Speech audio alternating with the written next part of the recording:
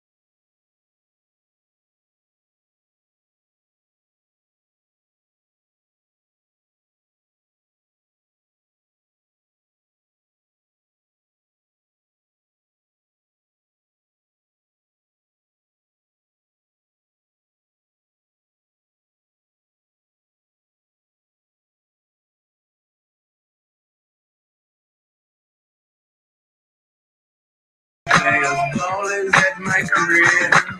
85 acres with a mansion on my land. Full jacuzzis that my neighbors can't stand.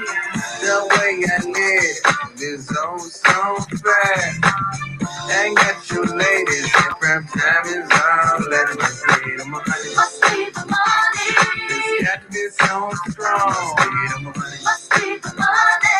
It's turning in must be the money. Must be the money. You know I can't go wrong. Must be the money. Must be the money. Come on, baby, sing my song. I'll keep it hot till the daylight. I'm keeping boots all through.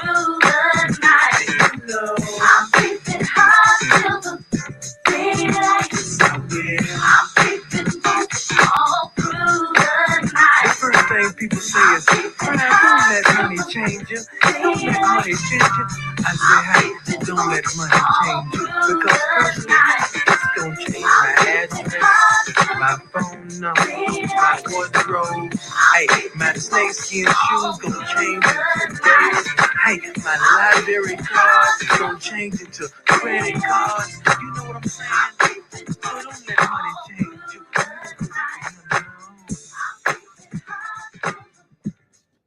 Mm. Hello, everybody, and how is everybody doing today? Uh, you know, I this Deion Sanders situation, I couldn't shake it because I just felt like it was more to him leaving. And so, shout out to TC. Shout out to TC.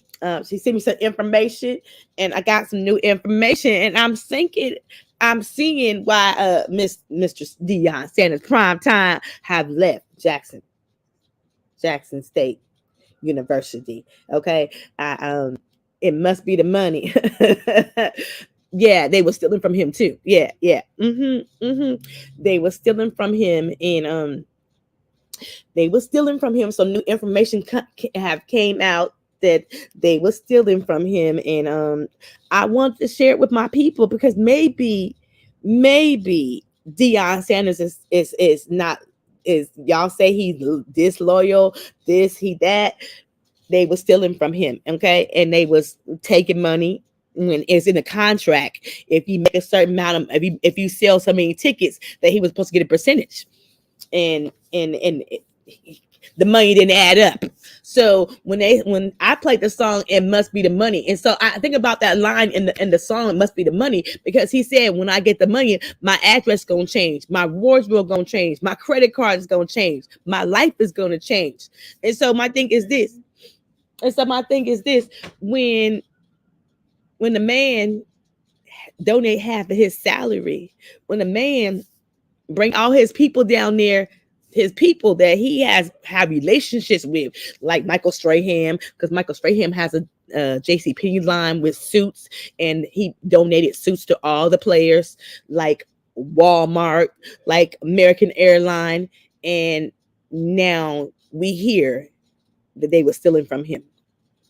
And so I have a problem with that. See, I never had a problem with Deion Sanders leaving, because you know why? It didn't bother me, because if the man gave 3 years to where until to the University of,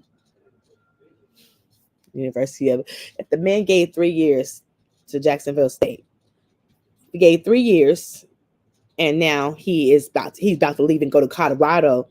I don't have a problem, because, like I said, he was already sacrificing half of his salary. He was already paying for majority of the stuff, and so I don't have no problem with the man leaving and going to the money. It don't bother me one bit, because nobody has to give half. Nobody who in their right mind gonna donate half of their salary. They're not. So for him to do that, I never had a problem him leaving. I never had a problem with him making the decision to go to the higher Division 1. See, I feel like opportunities, he making opportunities, and I see he got a lot of Black brothers who are quitting their jobs to go be assistant coach with Prime Time. And so he's creating a lot of opportunities for brothers, and maybe the opportunities he creating for the brothers, they wouldn't have had the opportunity to get seen if it wasn't for Prime Time. And so I'm happy for Deion. I wish him well. I wish him I wish him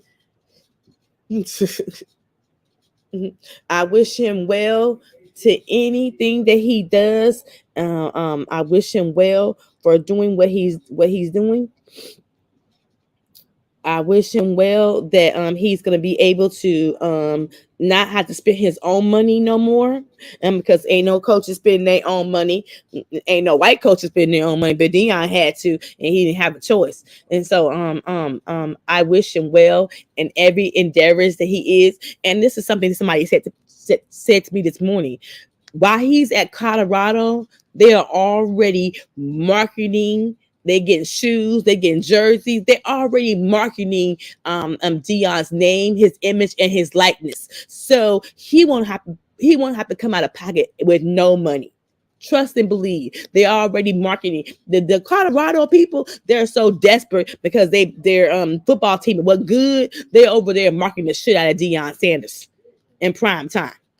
And so so that's what I had to say about the marketing. Maybe the marketing, and he don't have to put up any money because he don't have to put up no money himself. They're marketing the shit out of him right now, because every time I turn on my YouTube channel or my feedback or on my Instagram, it's Deion Sanders here, Deion Sanders here, D Prime Time here. They are marketing. They're marketing people are marketing the shit out of Deion. So he won't have to spend his money with no jersey. He won't have to spend his money doing this and his money doing that. They gonna already have suits and stuff for them kids to come there.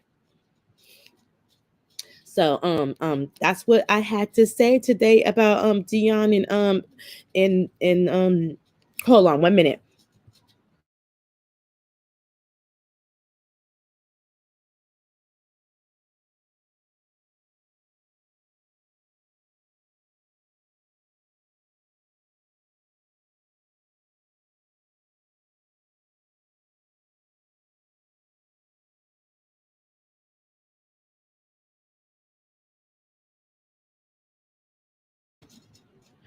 Okay. Now what did Derek say? Say blacks cheat, blacks black cheat, black. I imagine my shot. It wonders the black endeavors fail. Can't blame no one but us. Yes, they were stealing money from him. They were stealing money from him, Derek. It was said they were stealing money. It was in Deion's contract that if they sell so many tickets to the bowl games, that he was supposed to get a percentage. The math didn't add up. The math didn't add up, and he was hot. He was hot, and so now we stealing from the man. How ironic. We stealing from the man who came down here, helped us, use his cachet, use his likeness, use his image, use his friends to get things that his kids need, and yet and still, y'all, the college is stealing from him. I'm shocked. I'm shocked because, and you wonder why he decided to leave. And actually, I didn't go digging for the story because somebody sent it to me. So it was like, Drea, hey, have you seen this? And um, they was like, have you seen this? And I was like, no, I haven't seen it. But um, they were saying that I I understand now why he left. I understand now that he thought that he didn't have no choice. Okay, hold on.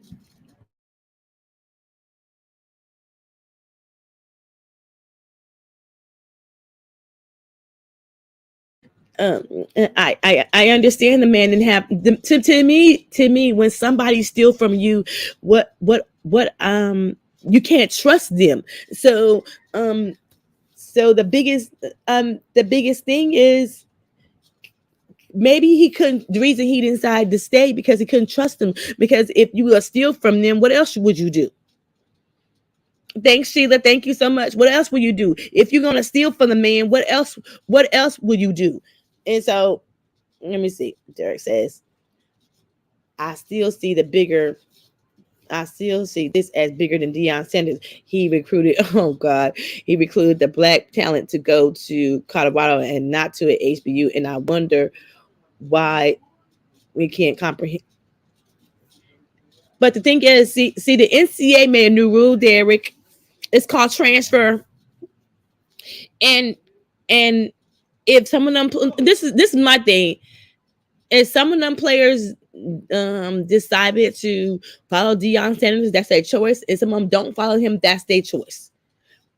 But the conditions down there at Jacksonville State, the conditions down there was really bad. Okay, the practice field was fucked up. Let's be honest and tell the truth. The kids didn't have decent helmets, decent equipment, and now he's at Colorado and he ain't got to worry about nothing like that. He know they're gonna have decent equipment. He know they're gonna have decent helmets. He know they're gonna have clean jerseys. He know they're gonna have clean everything. And he ain't gotta leverage, because that's what he did. He leveraged his name, his likeness, and his image, and leveraged some of his relationships to get the kids what they needed in Jacksonville. He don't gotta do that at Colorado. And sometimes you get tired of always leveraging what you got to try to feed everybody. In Colorado, he don't gotta leverage nothing. And I'm not mad with the man. The transport portal, they won't be able to go through the wax scoop. Yes, they have all that already. That's easy for them. Yes, they have all that. But the thing is that you know who they got now? It's called primetime Deion Sanders as their coach. So all he has to go in is use him. He ain't got to use his money, his friends, his cachet, none of that. They got all of that. And so I'm just saying. So I'm just saying is they have all of that now. And oh, hey, I got a guest right now. Good morning, Chef. Hey, morning, good morning, good morning. What's Good going morning. on? I knew you would come back out here with your new information, feeling vindicated, ready to pop your peacock feathers. Yes. I told y'all. Yes, I feel vindicated. When I play that, I feel fucking vindicated because I told y'all it was more to it. I just couldn't put my finger on it. But Wait, what you mean, y'all? What you mean, y'all? First of all, I agreed with him leaving, right? Yes, you But did. then look, Mhm. to send this out to Derek C. Williams and Victor Freeze, right? Yes. Andrea's feelings of vindication is more so a compliment or a complimentary action to the level of intelligence she thinks both of y'all possess. Because Yes. because she felt like she beat Mike Tyson or something. You know? so she was like, feeling cool about it. But quite honestly, and for Brother D, when you do take a look, there's a deposition that Deion Sanders had done, and it was in relation to, the situation with his ex-wife Pilar. And if you watch within the depositions and what took place and what was discussed, Deion was the victim.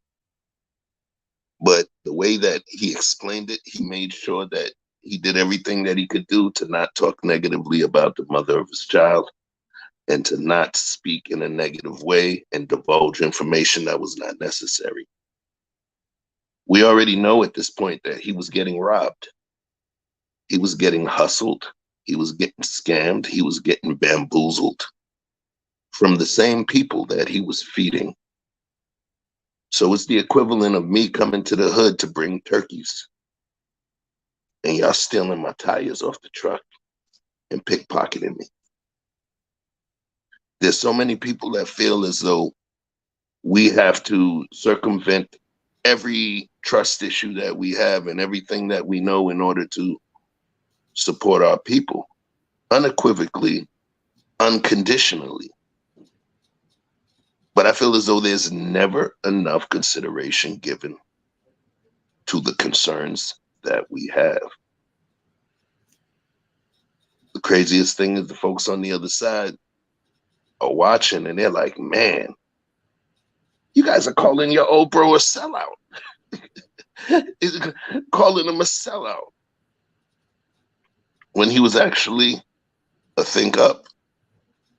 He sacrificed his staff and his child and his time and his health, because think about how many NFL coaches, if they go through what he went through medically, some of them would stay out the rest of the season.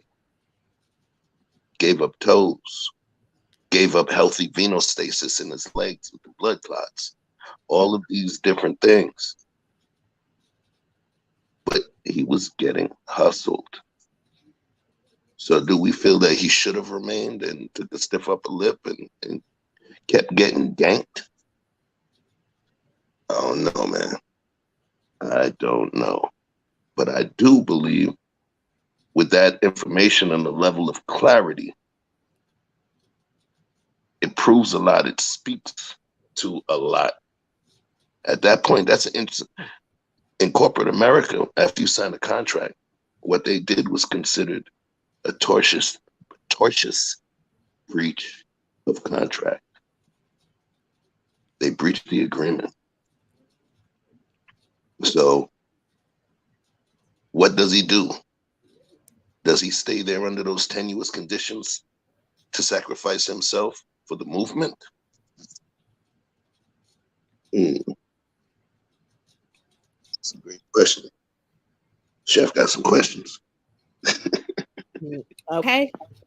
You know, there do I feel vindicated? I don't feel vindicated. I feel like I understand a little more. I didn't know this information. So shout out to TC Winford for sending me the information. So when I got the information, I didn't know it, and I listened to it twice, and I asked myself, could I trust somebody who I work for? And in the contract, it says, you're stealing from me. No, I got to leave too. I got to go.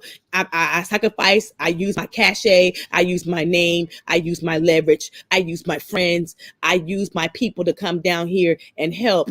And now hear that you're stealing from me. Oh, that's a problem. And then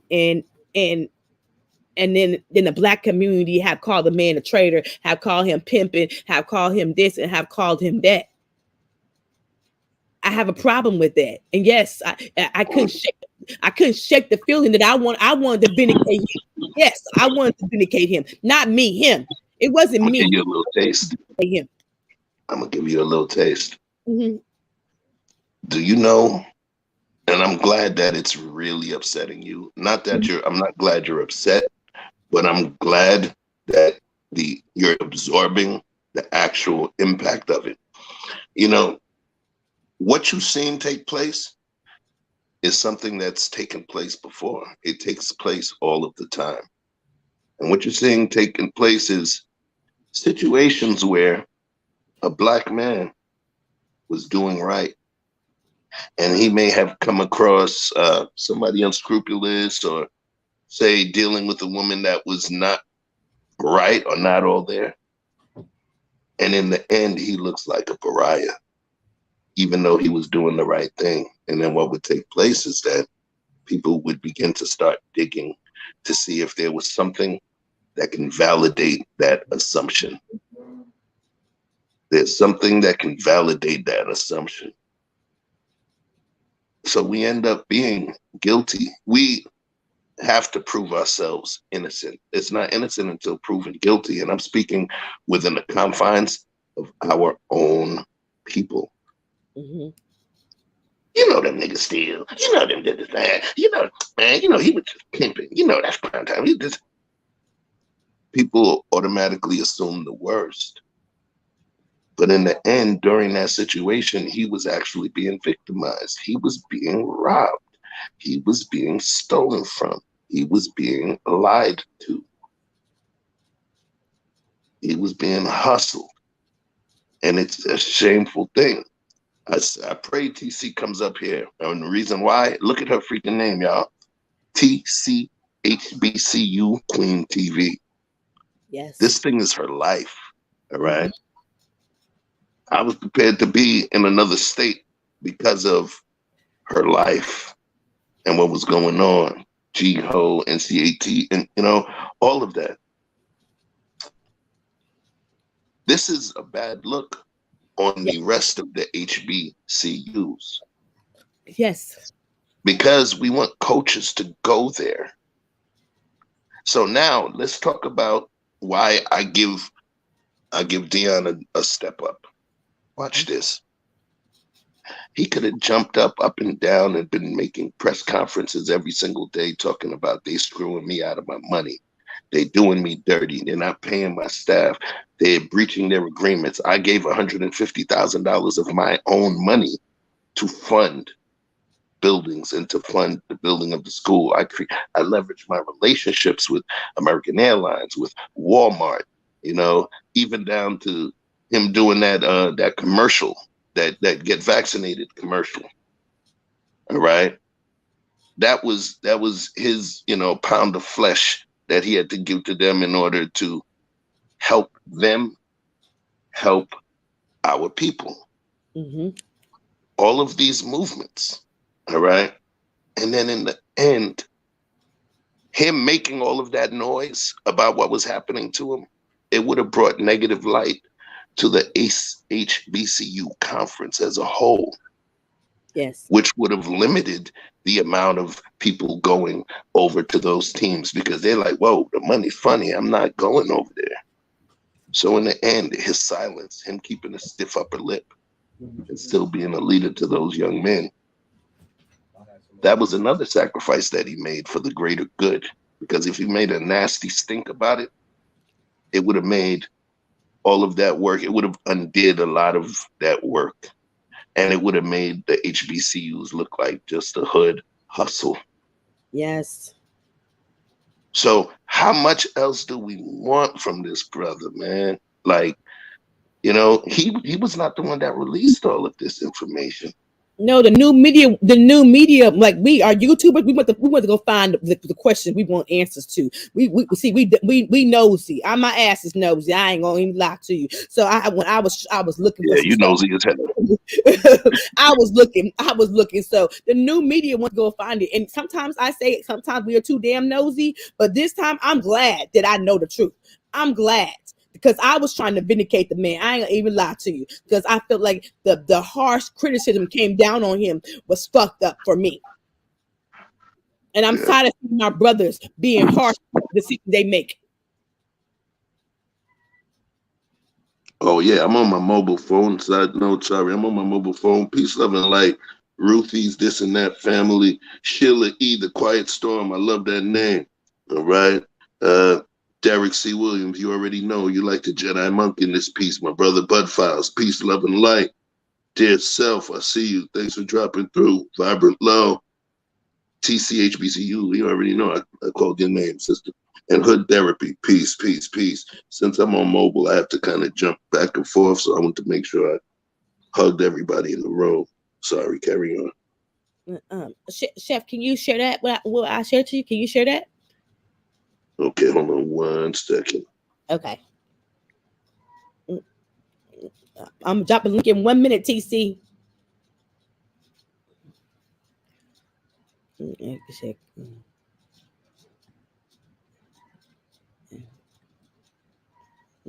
Chef's gonna come back, but I want y'all to listen to something. I want y'all to listen to something that it was said, because this is something that it blew my mind. And shout out to TC for saying it to me, because your girl Andrea was I'm in outrage for him, and I'm just saying, you ain't got to, we ain't got to be like that. We don't have to be like that. We need to do better. And if you make a promise and you say something in the contract, you should honor the contract. That's just me. That's how I feel about it. I don't know what happened to Chef. He's gonna be back in like less than a minute, because I want y'all to hear something.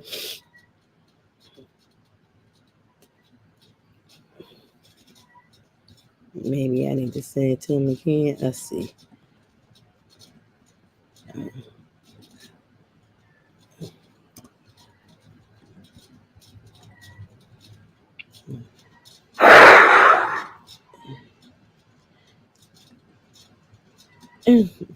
Andrea, your submit has validated. I'm just so happy that that my brother is I feel like I feel that brother is when y'all listen to this, and as soon as Chef get back here, because we're gonna share a screen and we're gonna play something, you listen to what the money didn't add up. And Deion didn't go around with no press conference. He didn't go around and try to um um um uh uh be bad about Jacksonville State. He didn't say anything. He didn't go around and do this. TC, come up while we wait. Oh, I'm waiting on Chef. Come on up, TZ, while I'm waiting on Chef. Derry put the StreamYard in the chat. So come on up, TC. You know, he didn't do anything. He didn't talk bad. But you know, the new media, like the YouTubers, we was gonna be digging, and we wanted to really find out the truth of why did he leave. We wanted to the truth. The truth. They said the truth will set you free. Now, do I believe Deion wanted to tell nobody? Oh, here come Derek. Hey, Derek. Hey, TC. Hey, what's going down? Shout out and respect due to the mighty Andrea Lynch. How you, TC Winfrey, Philadelphia's own stand-up chef Shapino. How you? Since Miss Winfrey is the resident college expert, I didn't go. I barely graduated high school. Only thing my whole stance on the matter is it turned out kind of like what I've been saying for the longest. The fact that blacks can't get their business together, everything else is moot. This is bigger than Deion Sanders.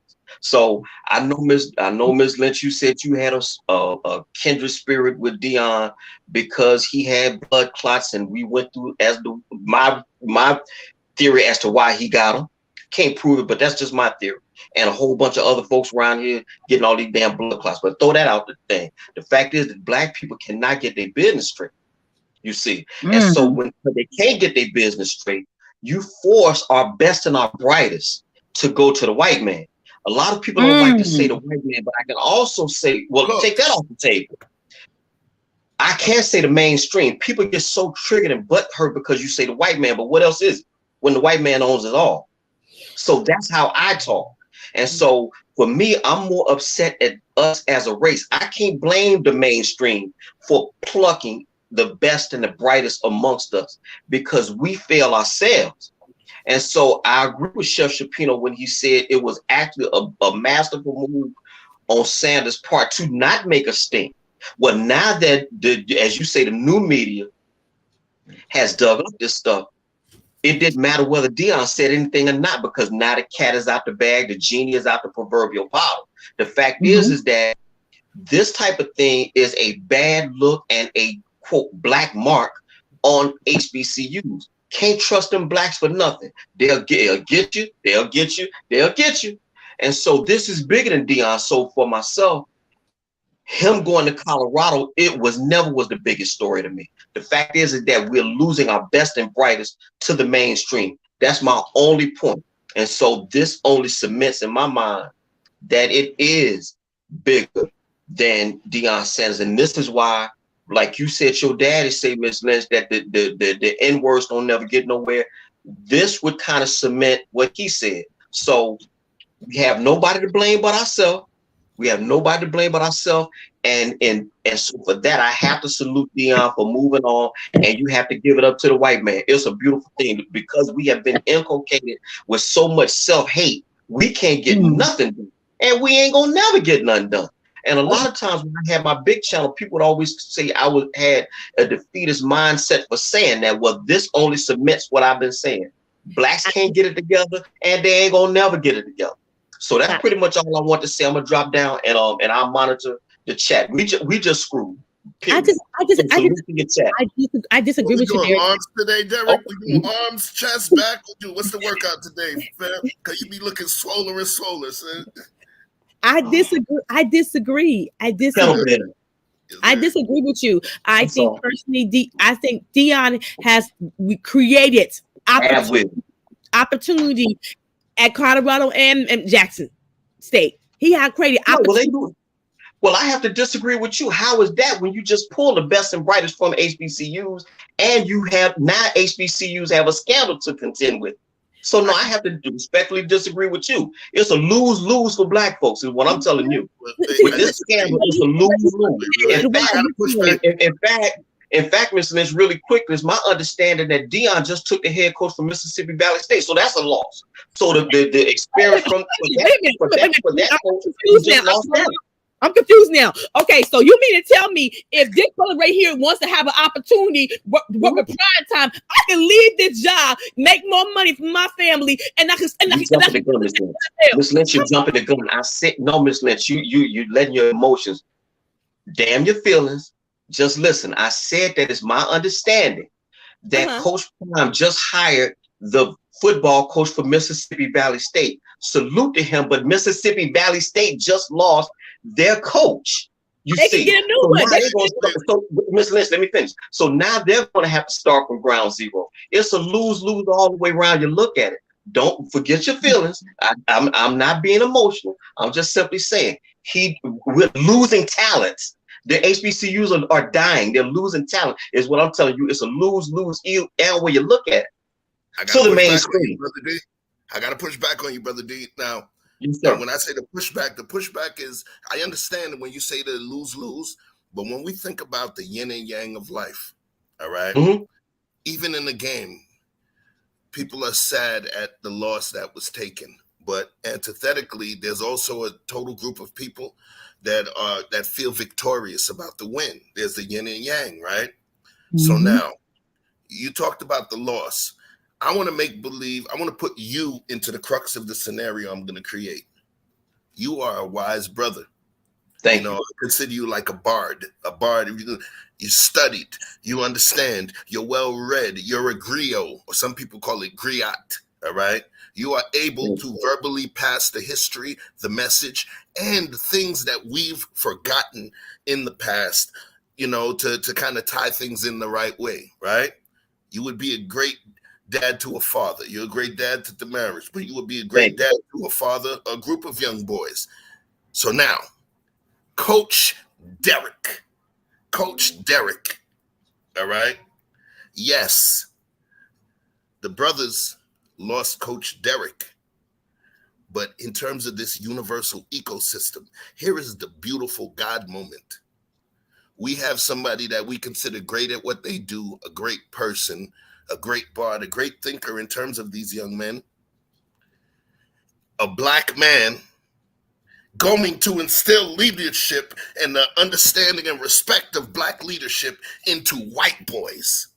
We have a strong black brother that is going to be also touching the next power players of the white regime or of the white people. Now, when we talk about in sports and NCAA, we talk about those NCAA players that were the greatest within their hometown and everything, the ones that were great at their school. They never went pro, but a lot of times they get great corporate jobs. They normally get pushed up to VP because they know how to handle the heat. They got hit. All of these things, they were trained and battle tested. All we have to do is teach them our corporate playbook, and they're going to come with that same level of strength.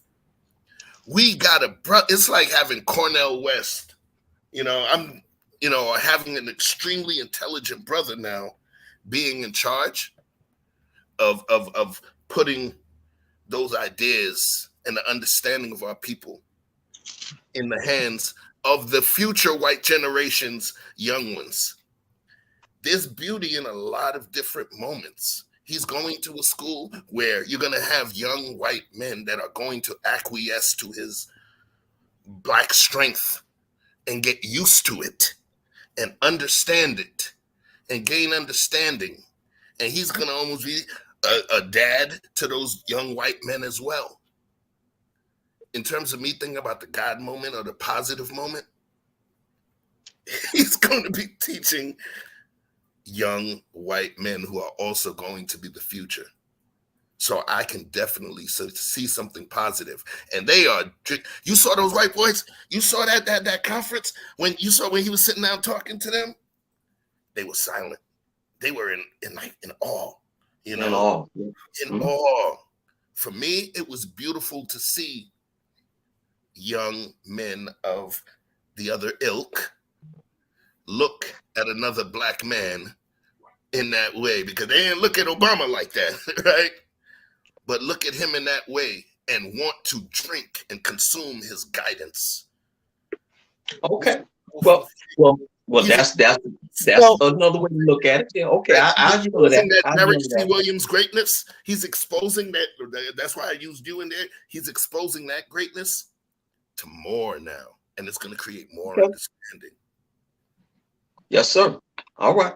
Well, I'll drop down Miss so Lance again. well, Salute to no, Miss no, Winfrey. no, Derek, I did want to say something to you, and hello to the panel, Jeff, just Andrea, hey sis, Peace, and peace, to you, peace. Derek, to you too, yeah, Derek.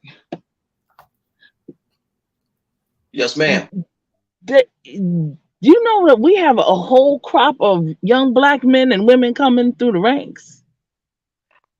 So I he could do. take 10, he could take 20 of them. That's okay. There's more to come. I have Understood. 20. No. I have 20 right now that need to go to Jackson State.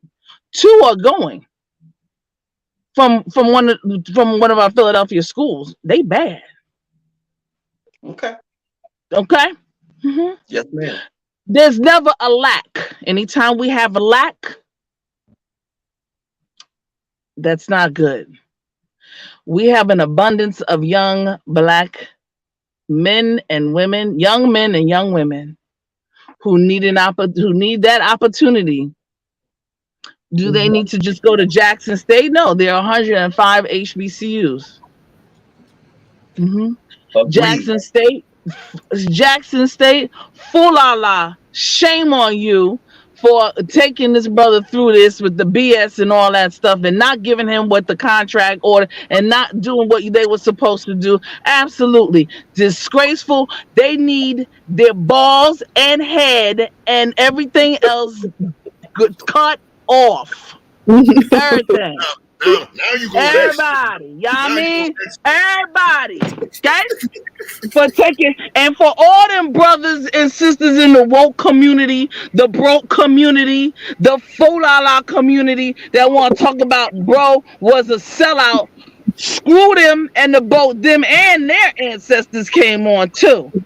Because number one, shut your face. Because most of them probably didn't get out of their own little whatever situation. Don't talk about what the deal is. Because sometimes it's a lot bigger than what we think it is. I'm telling you, had that man been, out there with the girls, making it rain in the clubs, had he been out there and, in some extortion situations, had he been out there scamming, had he been out there doing all kind of stuff, oh, they'd have found out about it and we'd have known about the negative stuff. Yep. Track. Did we hear anything about him? No. I don't recall. Me No, either. but Chef said, bro gave money here. Derek, like you said, being not only a coach, but not only just the coaching of the game, but coaching of life. Even if some of those brothers don't become anything but, when I say anything but, if they were a conductor driving the Amtrak train, if they're a butcher, a baker, a candlestick maker, whatever they are, they're gonna come away with a work ethic that will make them that will make their enterprises go further and above and beyond what they even thought, because they have a work ethic, they have an understanding of integrity and character and dignity. And Amen. loyalty and honesty. Those are things you can't even get that at the university. You got to get that from a person in the experience. And Deion was that, not only for them, but I know of several other ladies that were the little, I guess you could call them the water girls, and the physical therapists and stuff. And they said that they learned so much from him. He was like a dad, and he taught them and he talked to them about them being confident and things of that nature. And so, yes, we're gonna love them. We're gonna miss that. Absolutely, everybody wants that. Everybody needs that. Everybody would love to have that all the time. We take it, and it's just like anything. it dies. And it goes to the next level. When I say it dies, not that kind of die. It just transitions into another energy. Mhm. But here's the thing. The foolala to those people at Jackson State who took that money, who did those things, they gonna get it. They gonna get it. Because it is a reflection on all of us. But here I am, because I'm a graduate of 2 HBCUs. I too will take my university to task. I too have taken both my universities to task on some issues, and I will take them to the authorities on these, and I have taken them to the authorities on certain issues because they were wrong. I don't give a daggone if you're black, white, pinstripe or not. HBCU, TWI, ABC, 1, 2, 3, whatever. If you are wrong, you're wrong. And they did that man wrong. Well, Miss And that Winfrey, was that's on well, Miss corporal. Winfrey, that's where I am with it, because like I said, for me again, Yes. that's where I look at it as being bigger than just the one individual, because individuals come and go, but the institutions remain. And for the scandal that the new media put out, Mm-hmm. I'm sure that infamy may bring some in. But typically with our people, usually when negativity comes our way, we burn everything down. And that's my concern, whether or not the HBCUs with somebody of Deion Sanders' caliber coming through and you shaft him. Who in their right mind with a former NFL player coming, saying 3 years, would he want to be subjected to that?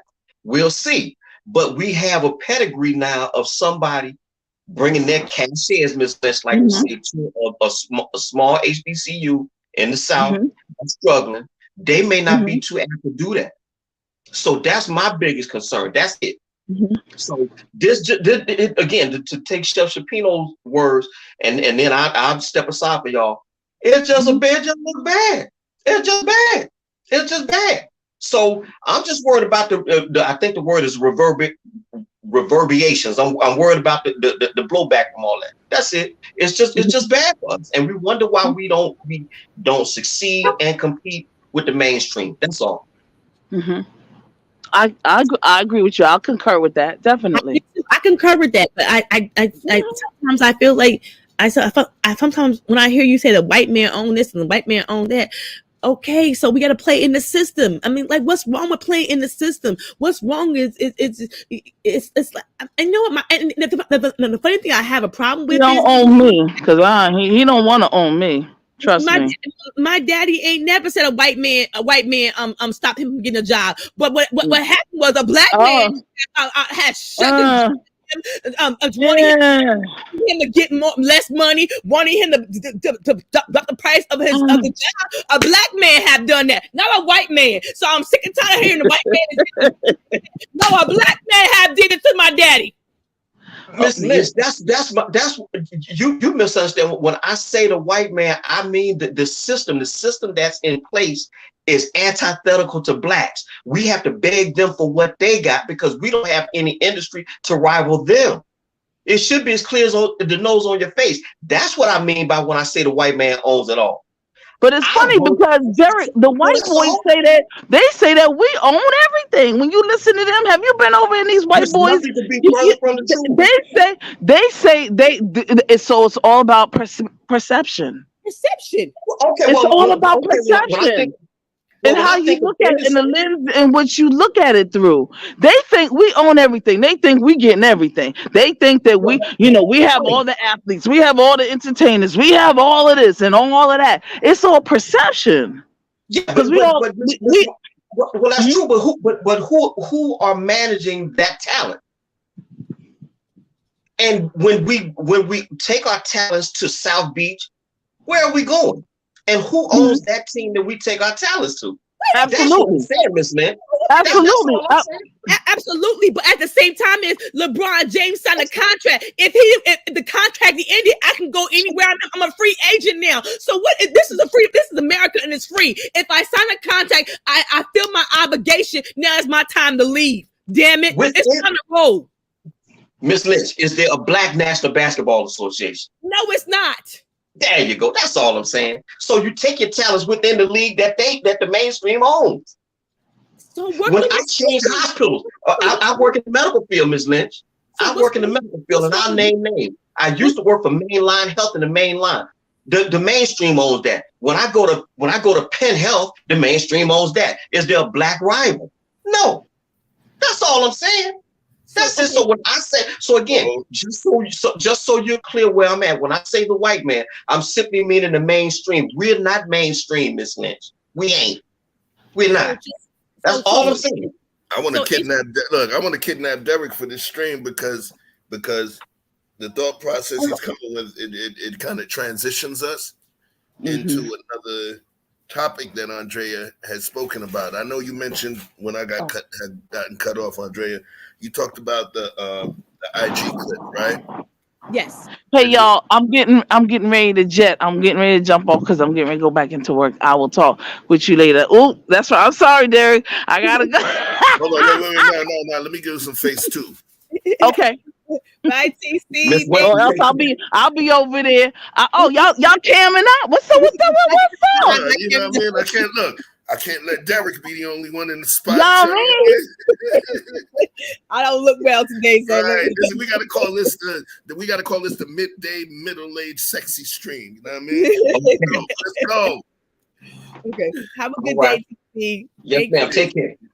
Yeah, I'm gonna drop down too, Miss Lynch. I'm gonna drop down too. I moderate the stream, but that's all I was saying. So we got another talk real quick. I want to talk about this Griner situation. We'll do that Monday, all right? Okay. All right. Peace, dude. All right. Yeah, man. Salute, chef. Salute, my guy, man. I don't know if Andrea told Derek, I was like, I like that dude, man. Coming up, you know what I mean? Coming up, a lot of times people glorified the other side. Yes. Glorified the other people. It wasn't cool. It wasn't cool to be it wasn't cool to be smart, to read books. You know, I was in the street, I was in school. I had my friends from the hood, I had school, and I did very well in school. Always tested at a high level. I was a junior member of Mensa and all of that stuff, you know. And they used to call me the hip hop nerd, right? Mm-hmm. So people don't understand that there's a group of women that's out there called sapiosexual. And what it is they get turned on by the level of intelligence a man possesses and his capability of wielding that intelligence. And just like they say, all women have hypergamy within them. All women have sapiosexuality within them. You know what I'm saying? Mm-hmm. So the dudes like Derek, the dude was the kind of dudes that when the chick was chasing the hustler with the bag, he was actually the dude that they should have been chasing. Mm-hmm. And even if he dumped her after 3-4 months, she would have gained a wealth of knowledge from him. You understand what I'm saying? Yeah, so, yo, I like this guy, I like this guy. I remember I even said, man, if you ever think about Denzel, dude, that's the guy right there. Did I say it or not? Yes, you did. Yes, you did. I would prove, those are the kind of guys that you need around you, man. But you're stubborn. But yeah, I don't know. I just didn't want Deion to. I want people to know that he done the best he could. And sometimes when you do the best you could, the truth will speak for itself. And I want you to play that, share that screen so we can play that, because I want people to hear that, and I want them to hear what was said. And that's why I felt like it should been played, because it was vindicated. It vindicated not for me, it vindicated for Deion. I'm just happy to put it out there, because I didn't like how the new media, us, was coming at him, just coming at him with like he owed us something, and it's like, Which one was it? Because I'm for the record, I'm looking. I went to the IG and I went to our text message. I didn't see which one you. I didn't see what you sent. okay, I have to send it to you again. I thought you got it. Email it to me so I can pull it up for Okay, them to see. I'm on the computer go, now. go ahead, talk, Chef. I'm gonna find it. All right, all right. But yeah, it's your boy Chef. I'm getting a little cam action. You know what I'm saying? It was time for the shave, so got to get the lineup right. So I'm like this right now. But hey, thanks for coming to the other crib. This is like, I didn't feel like being at home, so I popped into the sister's crib, kicking it. If you don't see me on my network, you see me on Victor Freeze's channel. You see me in Andrea's channel as well.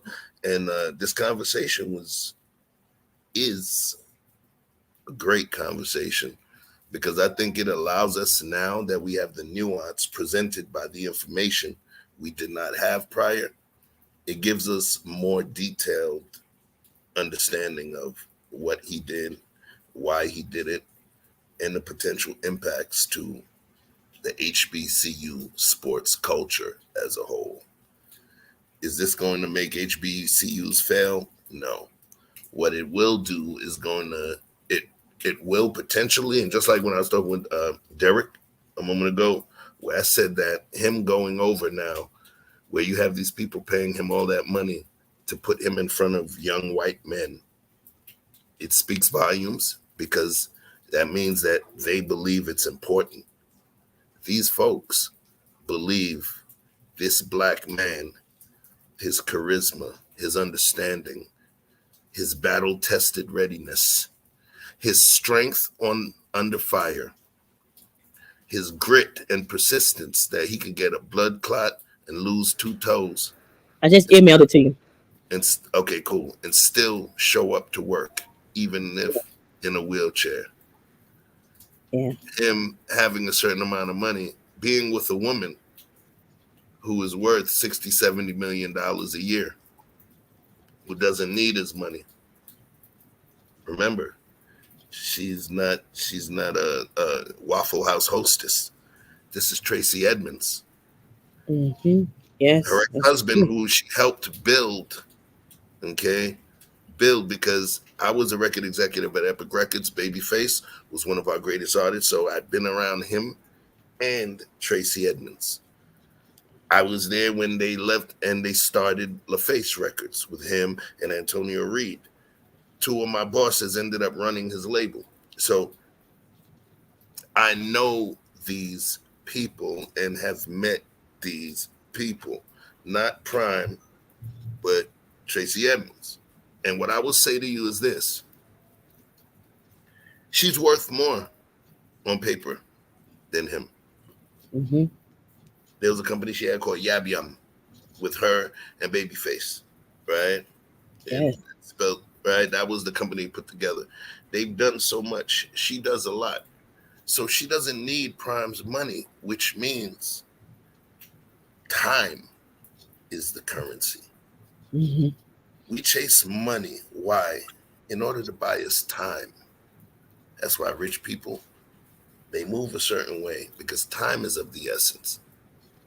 So I also, and I know we got a lot of sisters, so in order to make it resonate with you guys, she got more money than her dude. So she wants her time. She wants her time. He's very charismatic. He's fun. You know what I mean? He seemed like the homie to have around. Yes, he do. But he's giving himself and his time, and she is no longer of childbearing years. He's giving himself and his time to the brothers. So she's sacrificing it. She's sacrificing as well. Yes. And she moving. She have kids. She have kids herself too. Her baby Right. have 2 kids. So wherever mama is, the kids gonna go. The kids went down there too. So when he's going to Colorado, the kids are going to Colorado. And the be his girlfriend and follow his dream. And there's a sacrifice. Right. Here's the beauty of it. Oh, I didn't land that plane before. I didn't mean to digress. When I brought up the whole thing about the positive of, Derek, Coach Derek, or slash Coach Prime being able to put that great, strong blackness and understanding and love and paternal love of the black man into the future of the white man, that's beautiful, right? That's me finding the positive within what we consider negative situation. But now watch this. In terms of this situation here, I'm on my yin and yang shit. Let's talk about it. What this also means is that did it do the HBCUs harm, or did it do them better? Because now they're going to function understanding that there's going to be a higher degree of scrutiny. Yes. That means everybody's watching. ESPN is on this. The news media is on this. The major news media outlets are on this. Everybody's looking. So at this point, they're going to have to clean their game up. So there's a positive also in terms of this information being exposed. Because what it actually means now is it's like, yo, for the people that are hustling, it'll be like, yo, it's hot out here right now. It's hot out here. Them boys are watching us right now, you know? So we got to do right. We got to close up shop. We have to pay these people right. We got to do everything above board. It's hot. The streets are hot. So I think that's the inherent positive, potentially positive aspect, is because now it's been released, and because Prime put them on such, on such a larger stage, everybody sees the hustle now, which means they're going to have to fall back on the hustle and do people right. So, that's right, Derek. Everybody is looking, which means that, there's going to be some people that keep running their hustle, but at some point they may have their day of reckoning. But then for the others, hey, it's going to be a wrap. It's going to be a wrap.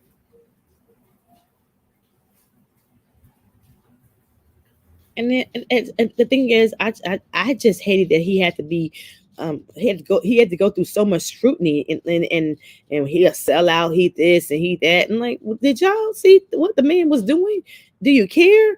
Or no other coaches are sacrificing their money and stuff, and sacrificing for their family, but he did. He used his people, he used his cachet, he used all of that to leverage the help he needed. And to me, it is a bad look. It's definitely a bad look for the HBU. It's definitely a bad look. But the thing is, I just wanted to know hey, how you doing? I just wanted to know what are we doing? What are we doing to help him and congratulate him, wish him well. Feminine melanin. Yes. And then I like that name, Feminine melanin. Oh, sorry. And wellness with Frugal Mama. What's going on? I've never seen you before. Nice to meet all of y'all. It's a shame that I don't even think he didn't even make a press conference. He could have made a press conference saying y'all stealing from me. He could have did all of that, but he didn't. He wanted the university to still do well, even though he's not there no more. And that's just the man who he is. He don't want to hurt the university or the kids. But let me tell you something. That's one thing my mama and my daddy say. If somebody steals from you, you can't work with them no more. That's somebody who steal. That's a bad person. You cannot deal with that person because they're gonna do it again. Yeah, it's funny, because I've spent a lot of years certified within HR as well. I hire and fire and stuff. What's crazy is when you look at the dynamic, you'll have somebody that may have had something on their record for assault, an assault felony, right? You'll have somebody else that might have had a drug felony. And then you'll have somebody that might have a petty theft. And the petty theft guy will not get the job. Nobody likes stealing ass ninjas. Yes.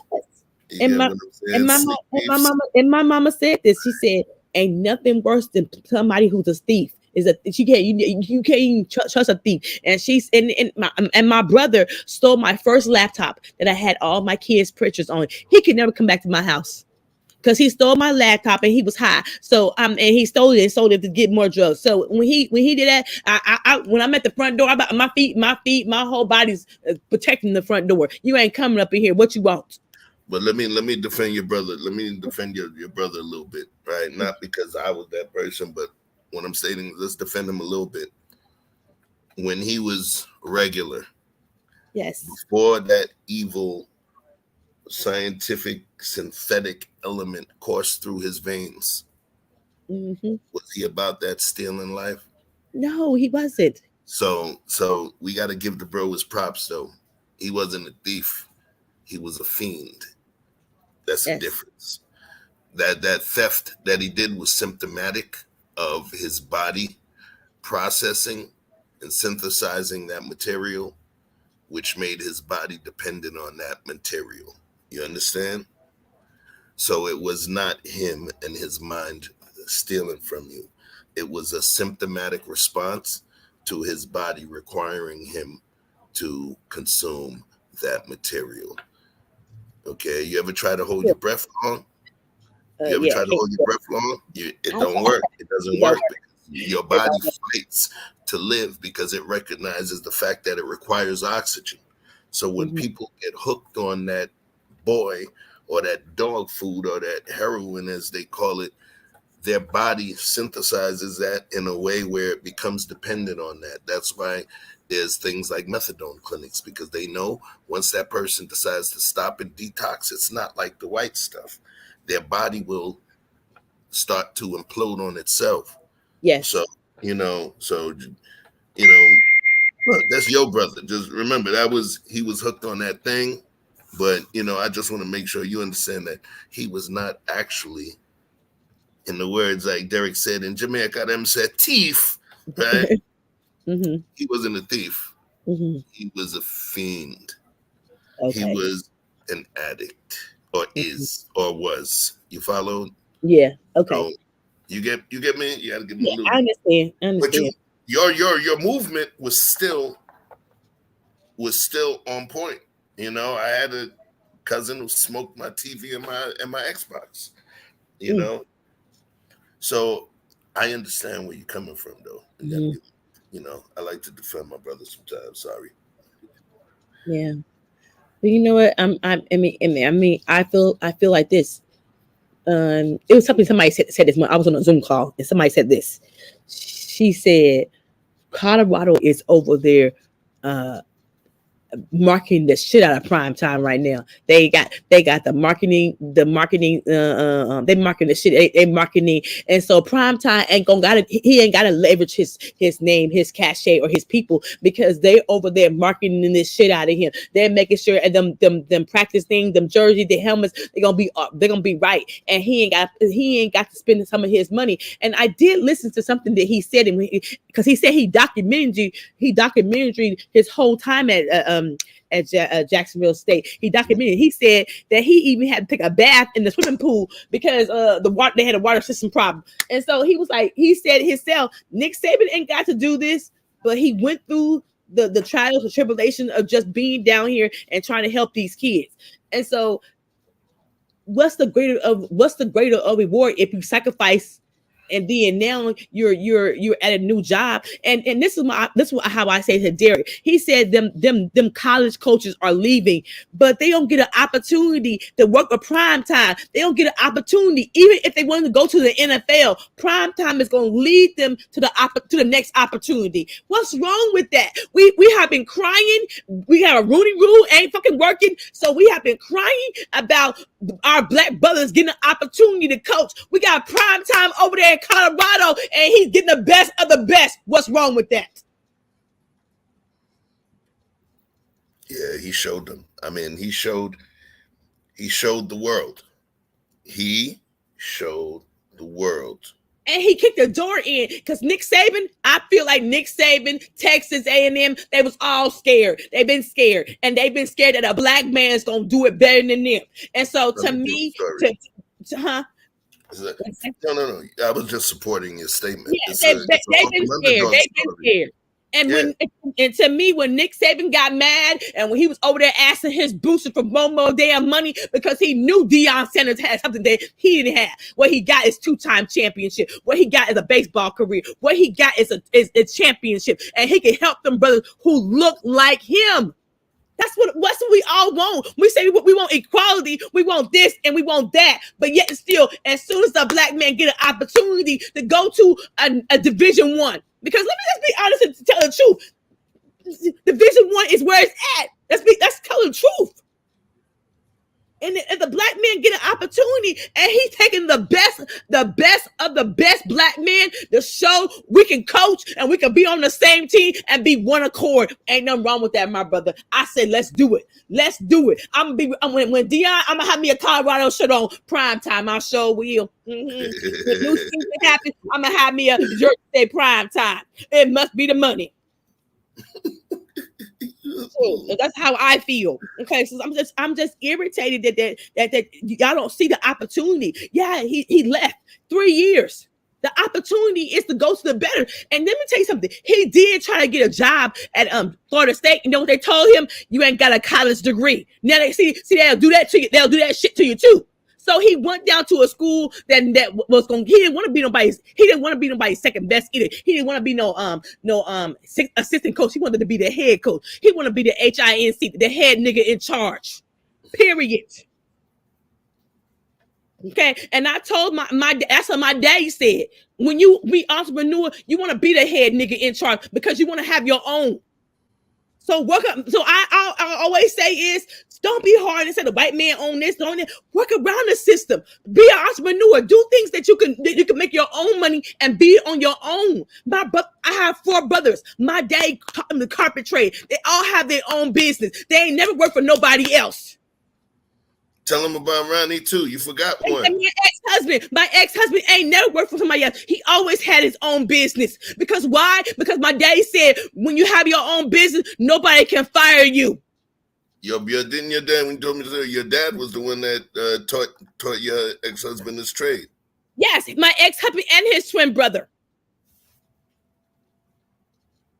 So my daddy said, if you have your own, nobody can fire you. You can be there. And my daddy has worked his ass off. My daddy is 76 years old and still working today. So you cannot tell me you can make the money. My ex-husband and my daddy have made the money. Okay, and they still have lived good. So you can tell me you can make the money. You're just gonna have to do it in a different way. And I'm not saying being a carpenter or being an electrician is the way for everybody. But if you want to be your own and have your own intimacy and be your own boss, do it that way.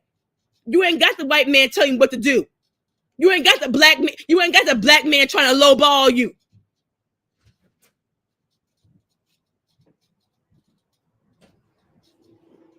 I'm just saying. I got you. So that video, the one you sent me, so it's 11 minutes long. You want me to play it? Yes, I want you to play it. All right, cool. So give me a moment. Pull this up. Peace, love, and light to everybody in the chat. We over here at Andrea's crib.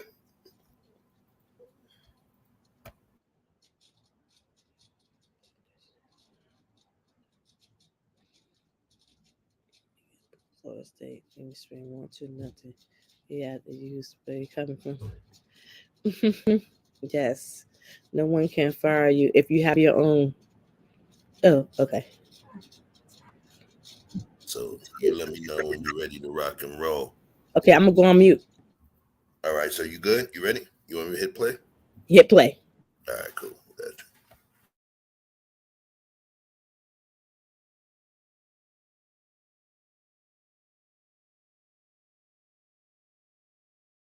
This isn't just a bad look for Jackson State. This is a terrible look because, number one, what Deion said about y'all, it's looking like it was true. And number two, maybe, just maybe, if you wouldn't have been so shady behind the scenes, Deion Sanders wouldn't have left in the first place. Take that off the screen. Take Derek's comment off the screen, Trey.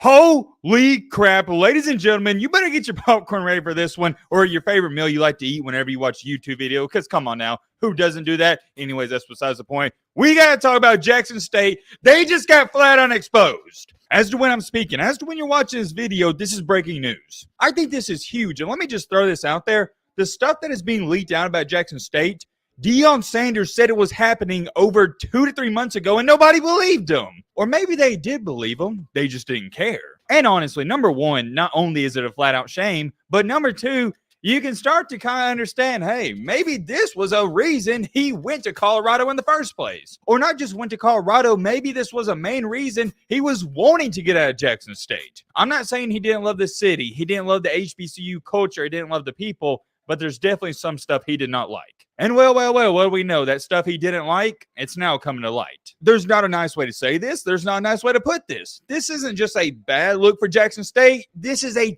terrible look. It also makes Deion Sanders look like a genius for leaving. All right. Let me calm down. We got to lock in. We got a lot to talk about in this video. As always, we're on the road to 250,000 subscribers before Christmas. We got the best college football community hands down in the entire world. So if you want to be a part of it, consider joining and help us reach our goals. We're currently at 243,000. Let's see if we can get slightly closer. All right, Matt, blah, blah, blah. Shut the crap up. Now, without further ado, let's get into it. Oh, man. We got some. All right. I want to make sure that we share with everybody that us utilizing this footage is covered under fair use. All right, for commentary and reaction-based purposes. And, of course, because it does not show within its full state, it has been morphed in some way to fall under fair use. Thank you. Peace, love, and light. Let's keep it going.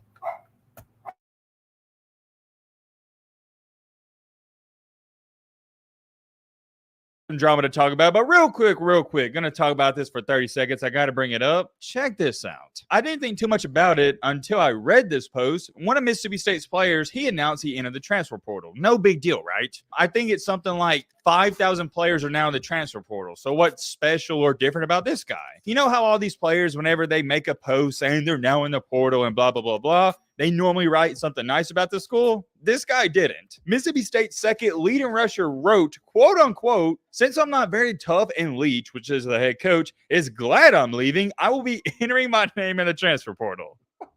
Oh my gosh. I mean, what do y'all think about that? For those of you that don't know, Mike Leach, he's the head coach of Mississippi State. Yeah, he's not the nicest guy to walk the earth, and I'll leave it at that. I can't sit up here and even try to explain to you how he treats his players. If you know, you know. I don't think he treats them a bad way. He's just more of your old school and rugged head coaches. I'll give you a great example. This year, his wide receivers were having a bad game, and he wouldn't let them sit on the bench or chairs. He folded up the chairs and threw them away, so their wide receivers, even when they weren't playing, they had to stand up at all times. I do want to share that with y'all because I just found it interesting. I think that player, he's just being a weenie. Like, come on now, you're basically saying to all these new coaches, yeah, I don't like it when you scream at me and call me bad names. But hey, guess what? That's the new generation. These players don't want to be told the cold hard truth. They want people to go up to them and say, oh my gosh, you're doing so good. It's okay, you're having a bad game, blah, blah, blah, blah. Give me a break. I'll tell you this much. This recruit right here, he wouldn't last a second on a Deion Sanders-led team. Whoa. Hold on. Did somebody say Deion Sanders? I think they did. Speaking of prime time, we got to talk about him, man. What's going on? I'm not giving you the run through on what happened. We've already made plenty of videos talking about Deion Sanders. Long story short, he's at Colorado. It's making a lot of waves, and yeah, we've already talked about it. What we're here to talk about in this video, at least, is what's going on at Jackson State, his former school. Oh, man. What I'm about to read off to you is fascinating, to say the least. It is kind of long, and trust me, I do not like reading out long stuff to y'all because I don't want you to get bored, but every single bit of it is important. And if you want me to be upfront and honest, I believe it. And the main reason for that is because Deion Sanders said this exact same stuff was happening over 2 months ago. So do I think it's a rare coincidence that all this information is being brought up out of nowhere? No. You can form your own opinion, though. I'm just a messenger. Let's get into it. I'm going to read it off word for word, so just follow along. According to my source, JSU, which is Jackson State, is in the hot seat for misuse of football funds. funds. Individuals was stealing money from the football program by moving it to general funds / scholarships. Basically stealing from prominent players, 80% why Deion Sanders is leaving. In all caps, this will be the next breaking news. You heard it from me first. It doesn't just stop there. There's a lot more, as you're about to see. This person also said, and the plot thickens. Let's run it down. JSU put in Deion's contract that after 30K ticket sales, he would receive a percentage of the sales. That didn't happen the whole time he was there. The ticket sales got missing. That doesn't make sense, but continuing on. Deion, the football team, nor the staff saw any of that money. Before we go any farther, let me explain this to you. It was fairly obvious that Deion Sanders, they sold way more than 30K worth of ticket sales all throughout the season. But yet, and I'll show you a video clip where Deion talks about this, he or none of the players, nobody on the staff saw any of that money. I'll show you the video clip and talk about that in just a second. Let's continue on. There was a lucrative TV deal in place that Deion wanted to get, but the university did not. That is also important. Keep that in the back of your mind. Deion, with his own money, built a new locker room and tennis courts. All the new designs, Deion's pocket. And I assume they meant to say Deion's pockets. The new players lounge, Deion. He also used his own money to feed players. All the fancy meals you saw the players eating, Deion. When JSU went to the Celebration Bowl last year, the school didn't give any money back to athletics. I'm trying to explain this as we go on. For those of you that don't know, the school, whenever they go to a bowl game, they're supposed to give the football team money to buy hotel rooms, pay for food and all that stuff. And apparently, Jackson State, they just didn't do that. So Deion had to pay for it. Which to some people, they're going to say, oh, well, that's not a big deal. Deion's a multimillionaire, but it's more of the principle. The football team's bringing in all this money and they're not receiving any of it. It's kind of the same argument as to why the name, image, and likeness started up. These football players are a main reason Alabama's making $500 million a year in revenue, yet the football players, they're not getting any of that money. Let's continue to go on because we have a little bit more to read. Deion used a lot of his personal money to fund numerous things around campus. The university did not help. The president wanted his name in the headlines as much as Deion. And last but not least, Deion wanted to coach the Celebration Bowl this year. JSU's president said no. And the Celebration Bowl is sold out. The jury is out on if he will or not. And of course, as we all know, that's not going to happen at this point in time. Here is something that's we'll just say interesting. A last-minute offer was made for $1 million for Deion to stay, but he had to pay his staff out of that. There was no new offer made after the first year of success. Let me know your thoughts on that down below. I'm kind of just finding out about this as to when I'm speaking and as to when you guys are finding out about this. It's just a lot to take in. Oh, man. Just take a look at this comment. So I guess this is a person trying to defend the university, and they said, all of this is unequivocally not true. He did not pay for all the facilities out of his pocket. He paid for a portion, and the school matched what was paid. Additionally, a better source from an actual person who knows some correct info is attached. The narratives are ridiculous. Key points, I'm going to highlight it for you. He paid a portion, and the school matched what was paid. And just like this comment says, and I couldn't agree with it anymore, he should have had to pay anything as a coach. Do you understand that part? That's what I'm saying. There shouldn't be none of this, oh, well, Deion, he only paid half of it and the school paid the other half. He shouldn't be paying anything. That's the point. And by you saying that Deion even paid half, that even goes to prove as to why this is messed up. I want you to check out these tweets, though. The first one says, this really says a lot about who Deion is if it is true. Never once did I hear him talk down on JSU or complain about these things. He just went to work and gave it his all for the kids at that school. What a guy. Respect. And under that, somebody replied, it is true. That's why I'm just giving you an opportunity to sit for a moment and just absorb what you've heard.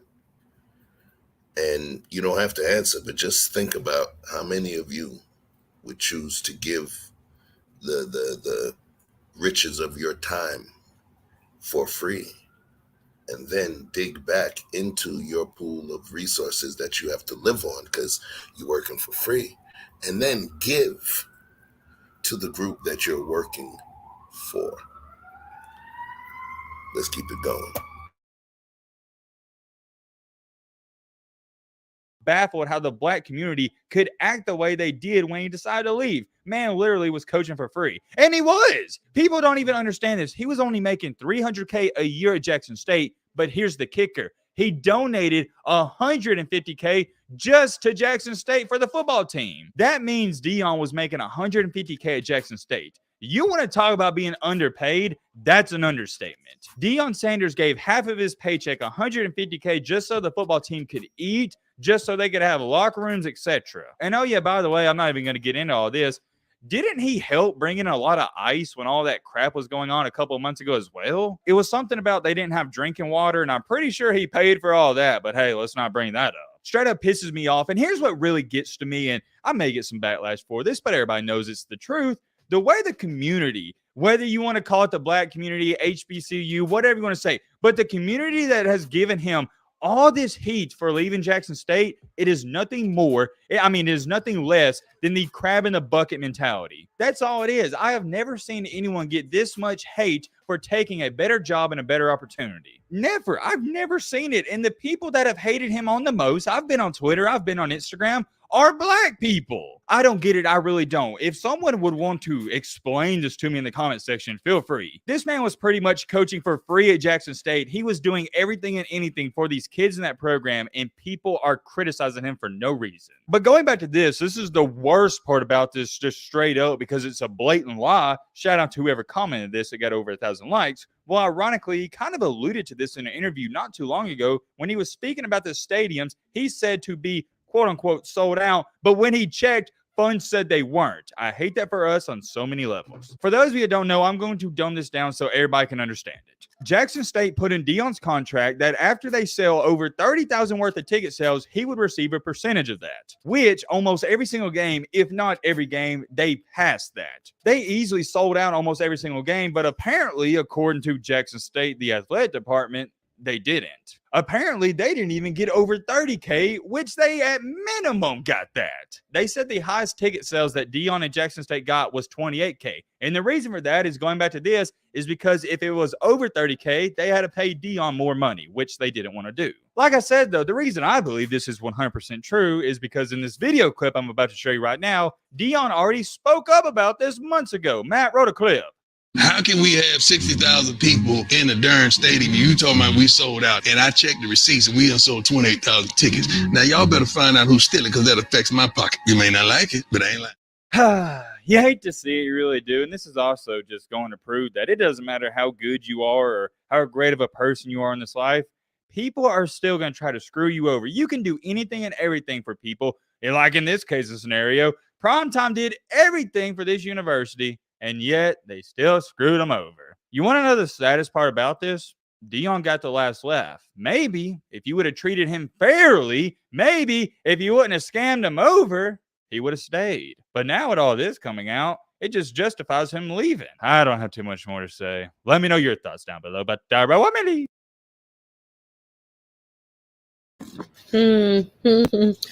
What's up, Vic? How you doing, Vic? I still say prime time has been. Loved one been affected by lies about Deion Sanders? We will be having a class action lawsuit. We got more information came out. Dre, I thought you was tired of talking about Deion. Well, I wasn't. So my friend, PC HBU sent me that information. You got going on so early. She sent me that information. She wanted me to know they was something from Primetime. So I think this is the exact reason why Primetime decided to go to Colorado. Okay, they was taken from him and cheating them. How you do that to the man who trying to give you everything? Your own people take. Well, go ahead. I'm just saying your own people taking from you. It said in the contract if they get a percentage, he's gonna get a percentage. But yet and still they was lying. That stadium was fucking full. You could see it's full, and they saying no, it didn't happen. The math didn't add up. That's why he left. So when we had our episode and we talked about this, right? Mm-hmm. We talked about this on Chef. Then we talked about this on No Gloves. Mm-hmm. And the one thing that I said, if you recall, is, when I trust someone's judgment and they do something that appears to be off base or out of character, I try not to question that individual and try to question the why more so than the person. Hmm. So like everything isn't always, obvious, and people don't always want to speak on the details. Hmm. However, when we were playing that segment we did, it was before he decided he was leaving, and we played that segment from 60 minutes. He said that in there, and I recall him saying that, but it wasn't relevant at the time because he wasn't talking about moving. So I don't think we highlighted it and spent as much time on that. So, is that a good enough reason to leave?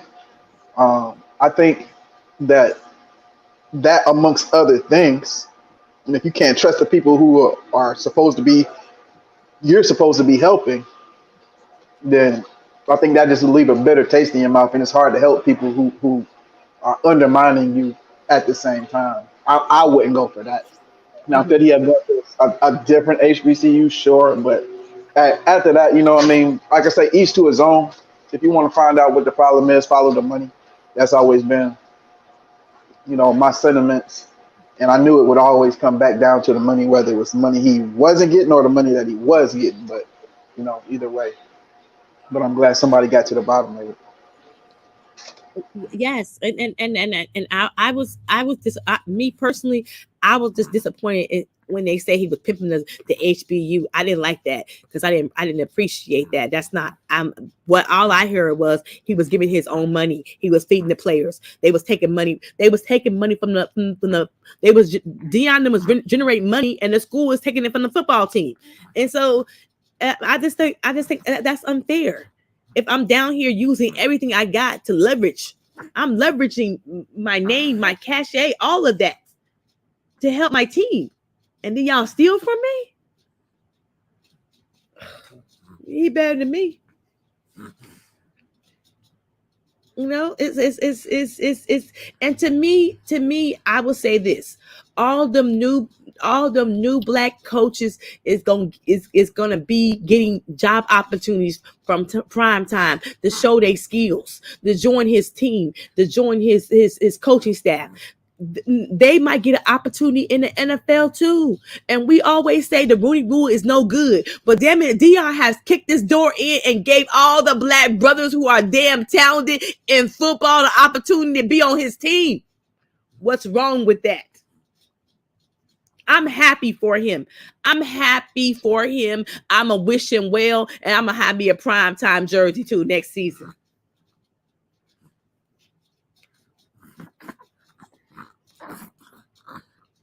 because it's time to celebrate. It's time to party now. What you celebrating? I'm celebrating that a black man got an opportunity for other black men to show their talent and show their skills. Let me tell you something. Deion Sanders might be the coach, the head coach. He's just the supervisor. The other brothers gonna be working their asses off, and they get to show their talent. That's why Got I'm it. happy for. I got a question, Vic. So, in terms of the information, right? Because we always, and it's funny, Andre, she threw that thing about there. Well, you need more information, right? So, at this point, understanding the greater depth that was fleshed out with the information that came out, does your stance change? There's two questions. Let me ask this one first. One, does your stance change? And two, do you see the situation differently than you did prior to understanding that he was getting hustled? Peace to Absalom Pianki TV. So here's the funny thing about working with my people, right? Um, they can be self-destructive, and I Wait, understand that. I understand that. And to answer your question directly, does it change my position? To some degree, not completely, but to some degree. And that's why I already had intentions of not a retraction, if you will, but an update. So this kind of covers that same information. But the idea is this: if you go and build a store, right, in your old neighborhood, let's just say it wasn't a great area, but you said, hey, you're gonna hold it down and you're gonna go back to your community because you're gonna be one of the ones that starts the demigration back home. Everybody who's ever made it left this area and is desolate. Now you come back and you put your business there. You build a house over here. You put your family here. You put them in those fucked up schools. And now you running your business in this downtrodden area. And whatever your business is, let's just say it's something to help out the community. You have great intentions. You're offering fair deals, but somebody breaks in your car during the day while you're at work, and then when you go home at night, somebody come back and break in your business. And while you're working, somebody's still out, one of your workers still out the register. Are you, I think it would be fair if you say, you know what, I'm packing up and, I gave it a try, but clearly these people don't see, what I'm trying to do here, and there's nothing I can do for them if they won't help me help them. I understand that sentiment and how people can get frustrated, in different periods of time. I don't know. People's tolerance level for the bullshit is different. But if you understand that, you ever heard of like rescue dogs and things of that nature, like rescue animals? They don't just let anyone have those animals because they understand that if they take an extra amount of skill, patience, and care, because those dogs have been mistreated. They have history with previous owners. Those are not puppies that you were starting from scratch with. They have a history and a memory and poor habits. So at the end of the day, I don't blame him for wanting to vacate that situation if it felt toxic to him. Could he have gone to a different situation that was similar but different? I thought it was a bad move to go to Jackson State in the first place. I thought he knew all of those things going in there. Why the fuck? Don't nobody go to Mississippi for no reason. Let's know the what. So I mean, when you went there to the deep, deep South, I didn't think you was expecting a high payout, or I thought we knew all of the factors going into it, that it was going to be a difficult thing. There was a lot of crime and poverty around the area. There was a lot of corruption, which is why they wasn't up already. So at the end of the day, I don't know what he was expecting, but I understand that, maybe it was more than he was willing to chew. So I'm not mad at Deion as far as that's concerned, but I think if your ultimate goal was what he started with, I would have appreciated a little bit more grit.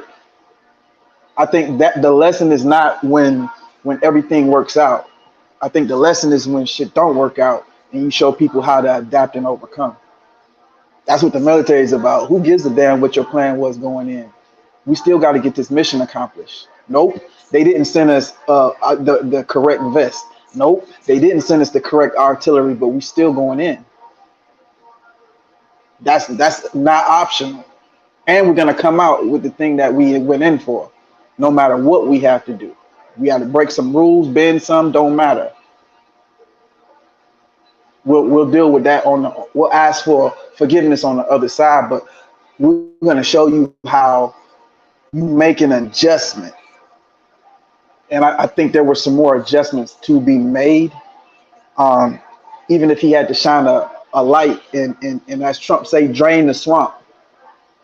They say all skin folk ain't kin folk. You know what I mean? And everybody ain't meeting you in the same place. Just because they wear a suit and tie don't mean that they upstanding citizens. So, I think Deion's character was the thing that he needed to pay forward. It ain't about changing jerseys every game and helmets and fancy football fields. It's about the Okay, so character lessons that he was teaching those young men. Take your fucking hats off when you come in here. No cell phones in here. Pull your pants up. You know what I'm saying? All of that. Hey, bringing what's her name was? Not Corinne Stephens. What's the other girl? Brittany Renner. Bringing her up there. Those are priceless life lessons that those young men are going to take with them, whether they make it to the NFL or not.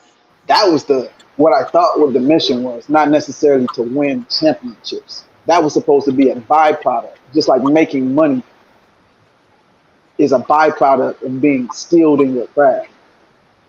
You don't do one. But my daddy in business 1-on-1, you got to spend money to make money. So he was spending his own money. Okay, he was spending. You got to spend money to make money. So I have watched my daddy, my ex-husband, build businesses. They had to spend their own money before they got a revenue of money. So you have to spend. So Deion was spending money to make money, and they were stealing it from him. And yes, have he built characters from young men? Yes, he is. But he gonna take that same shit to Colorado and build characters with them new young men. And what's wrong with that? Because if money makes the world go round, and let's stop playing this bullshit about I want my if my son was at Jackson State with them raggedy uniform, them raggedy field. Yes, I said it. I want him to go to Colorado. I want him to feel like he deserves some shit. That raggedy shit, and y'all act like it's okay. No, it wasn't okay. If the man spent his own money making sure it was nice facilities. Sometimes you gotta show the kids what you trying to have and what they can potential get instead of raggedy shit and bare minimum shit. And that's the problem with the black community. Y'all want us to keep being bare minimum, and we're trying to elevate. I'm irritated with this situation.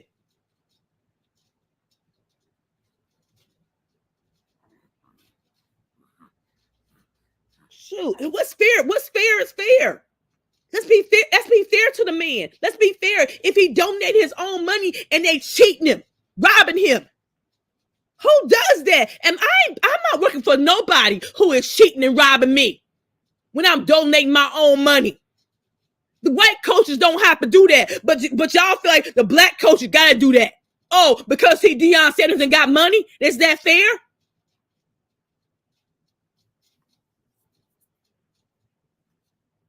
I just think this is unfair.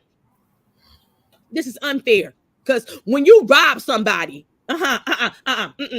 when you rob somebody, shoot, I got two brothers right now arguing over money. Okay, they ain't even speaking to each other over a whole year over money. So let me tell you, if it happened to my own family, my own blood brothers, are not speaking to each other right now over money. Come on now. You think Deion Sanders who made millions of money? Come on, y'all tripping.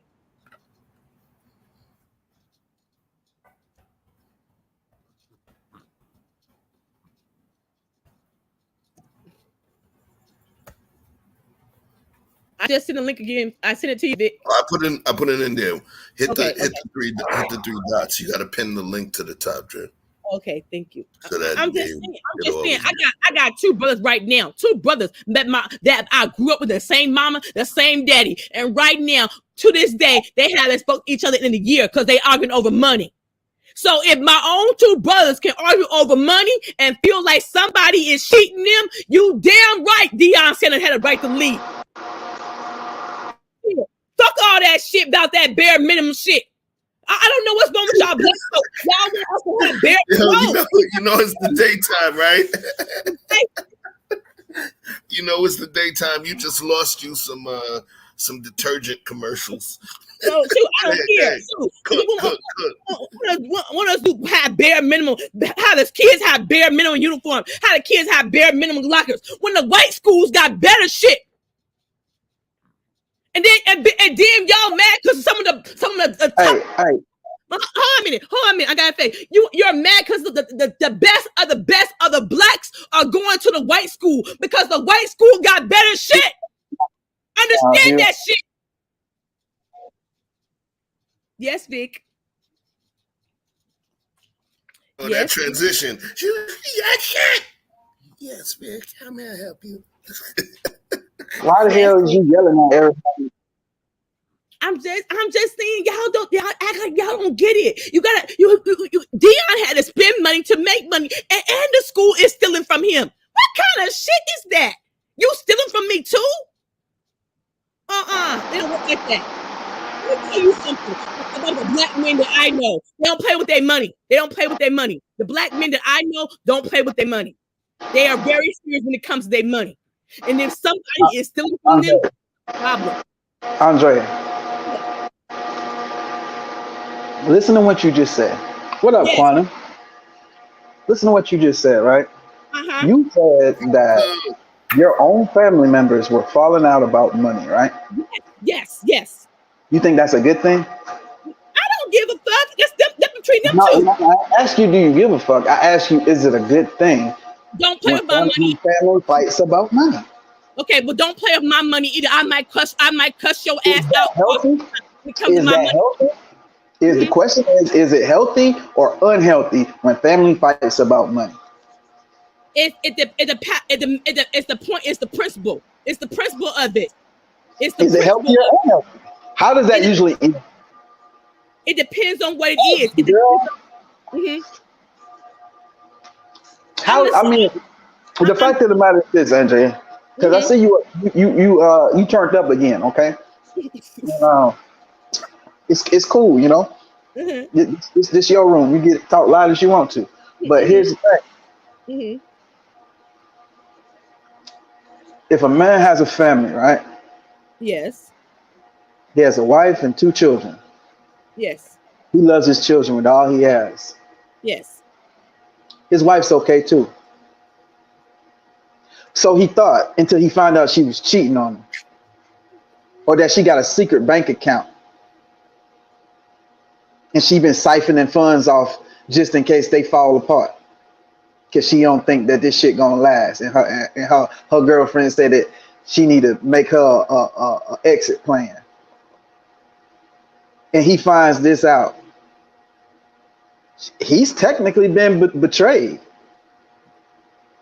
Would he? Would you encourage that man to then leave those children for the sake of that woman? No, but betrayal is different to everybody. Let me tell you something, Vic. My mother had her own secret bank account for my daddy, and the only reason my daddy knew about it because she was in the nursing home. When my daddy found out about it, he didn't have no access to it, and they was in the nursing home arguing with each other over her secret bank account. Okay, so Is it a good thing when family fights over money? what you say? Is it a good thing when family fights over money? It depends on what the situation is. Every situation is different. Money might mean different to my daddy. It might mean different to my brother. It might be different to me. Now, my daddy is stingy when it comes to money. So if somebody staked his money, he got a motherfucking problem in the house. It's gonna be hell up in this damn bitch all day until I get my money. What you speaking out of is what they call scarcity. They call it acting like a nigga that ain't never had shit. No, that's not true. That's not true. No, that's exactly what it is. No.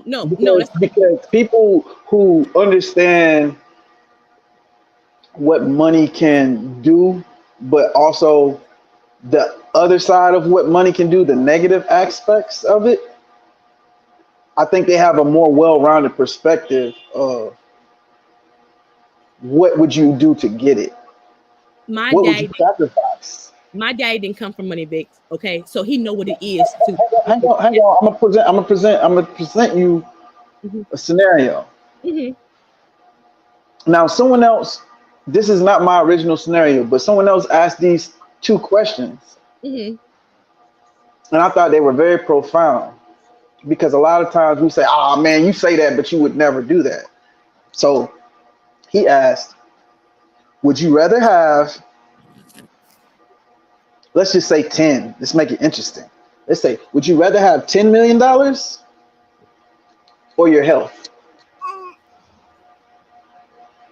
My health. Would you rather be $10 million richer and sick for the rest of your life, or would you rather be broke but know for a fact that you got your health? I got my health. My health is priceless. I can always make more money. Okay, so stop there. Now here's the second question. Would you rather have $10 million or your mother? I would rather have my mother than $10 million.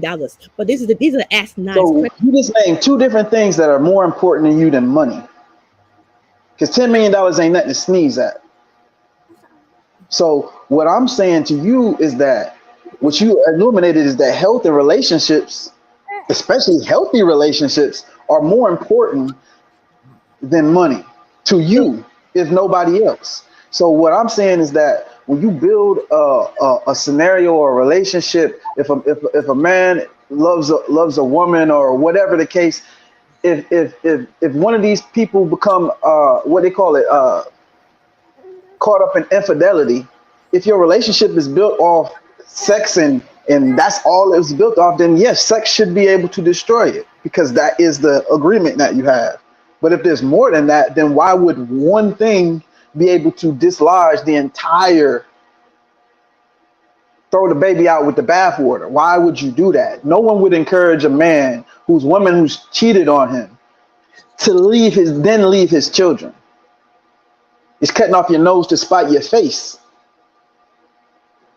You don't Yeah, understand? but Not at to the say end of you're the day, wrong for feeling how you feel, but there's but a better action of how to go about it. okay, but see, at the end of the day, is what money might mean to me, what money might mean to my dad, and what money might mean to my brother could be two different things. We're all, even though we all grew up in the same house, we might have a different value of what money means to. Because what money means to my daddy is a whole different level, and what money means to my brother is a whole different level, and what money means to me is a whole different level. So it's three. We can only talk about you right now. Okay, but at the end of the day, is I know I gotta spend money to make money. At the end of the day, is I know what money means to me, and I know what money makes the world go round. So if I'm over here poor, broken, homeless, hell no, I won't be like that. No, I don't. And I'm like 50 Cent. I'm getting rich. I'm every day. Get rich or die trying. I'm doing that every day, like 50 Cent said. Every day I'm trying to make That's a money. Every day I'm talking trying to point. make life better. Every day. You sound like a politician. That's not, you don't believe that. That's You not literally just politics. out of your That's what mouth just told me two things that are more important to you than money. I don't want to hear nothing about get rich or die trying. Your ass don't want to die because you can't take none of that shit with you when you go. yes, but it's helping my offspring, my children. So all I'm doing right now is making sure they're gonna be okay when I'm not here. You gotta So build their character. my You thing is gotta this. teach them how to survive this world, and money ain't gonna do it. Guess what Oh people man, do when you leave them a lot of money? money makes the world go round, and you need money to No, live. it You don't. need money It to pay never your has. bills. You Well, need The money. world no, went around no. long before you need money. Asinine question. That's a bullshit I right kind of there. got to just push back on one concept there. You can't take it with you, right? Yes. The craziest thing is when they talk about people's net worth and they equate folks' net worth. When you go and Google what this person's net worth is, Yes, Derek, you can. it doesn't actually mean it's the liquid assets that they have. It's about the power and the money that they can generate within business. So if I happen to be an artist that could sell $10 million, 10 million albums, even if I only make 50 cents off of each album sold, right? The fact that the labels are able to make $10 off of it, which generates them 100 million, plus the media outlets, plus the different ancillary groups that are able to monetize from my likeness. They'll say I'm worth $150 million. It doesn't necessarily mean I'm worth $150 million to myself, because by virtue of the contracts, I don't get that, right? Okay, we got that part out of the way. The thing is, the way life is structured and the way things are structured within the society we exist, I'm worth more dead than alive. Depending on how you're valuing yourself. Wait. But I'm giving you the crux of that specific evaluation. I gave one, which is determined net worth. So as far as net worth goes, I'm worth more than if I was dead, because I would not be able to generate the money that I can generate for the corporation and the production that I'm able to generate as an executive for this corporation if I'm dead, right? We get that. But I'm talking about my cut. I'm talking about what comes to me and my lineage, insurance, inheritance, things of that nature. So when you say you can't take it with you, right? Here's the thing now, and this is not trying to take anything away. Andrea has children. I have children, right? Even though you may say having children or not having children because you don't have children, having children or not having children, you may say that doesn't matter, but it does. Because for a woman, once that child passes through her birth canal, she is forever changed. For a man who's ever had to face that responsibility of whether he has the blessing of seeing his child or not, he understands there's a responsibility that he has to love and make sure that that child is moved forward in the best way that he can. So when you say you can't take it with you, you don't think like that if you have something to leave behind or someone to leave it to.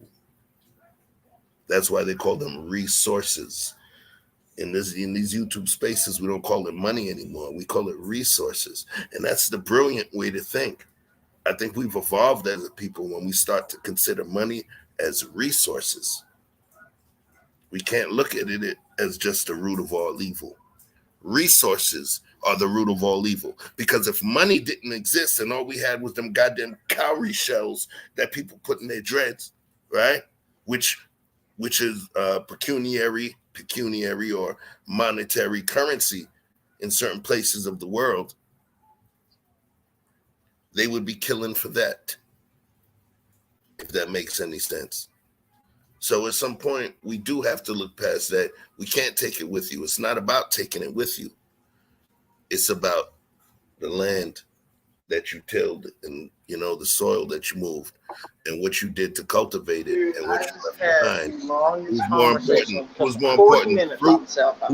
Who's more important? What's more important, the fruit of the tree or the farmer that planted the multitude of seeds that grew the forest? Well, may I jump in right fast? Salute to Victor Freeze. That's where I think Miss Lynch is missing the boat. For the simple fact of this, we don't have any seeds or land in which to plant as a group.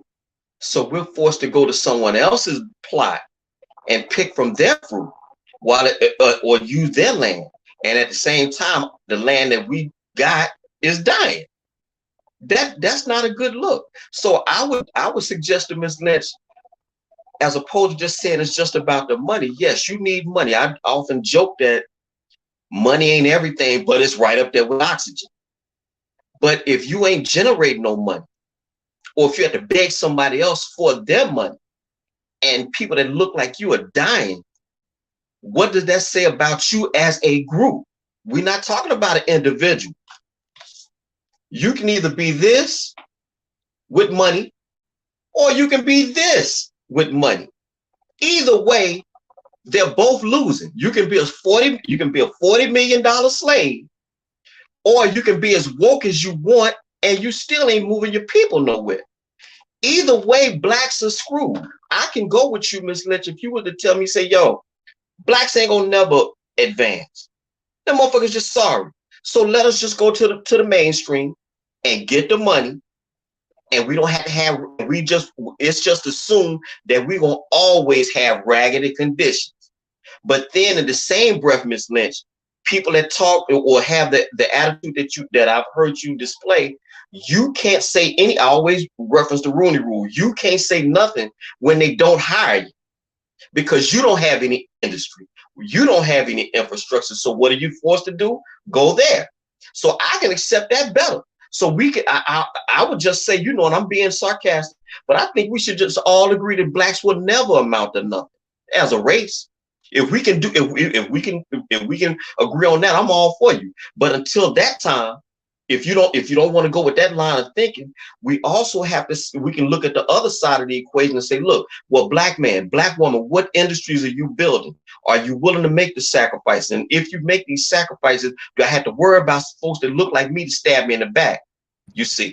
Okay, so they got us coming and going. I'm confused. I'm confused in this I just because made it unconfusing for you. I just broke it down for you. I want to make sure I got this right because last time I checked, it's Andrea, it's God first, and then Andrea Lynch's family. So if my daddy told my brothers how to get their own business, okay, and he taught them all, and even include my ex-husband to make their own money, he's providing and making sure that his family be okay. Because that same money generated and made sure that his 7 kids and everybody else. First of all, you got before you try to help everybody else, you got to take care of your family first.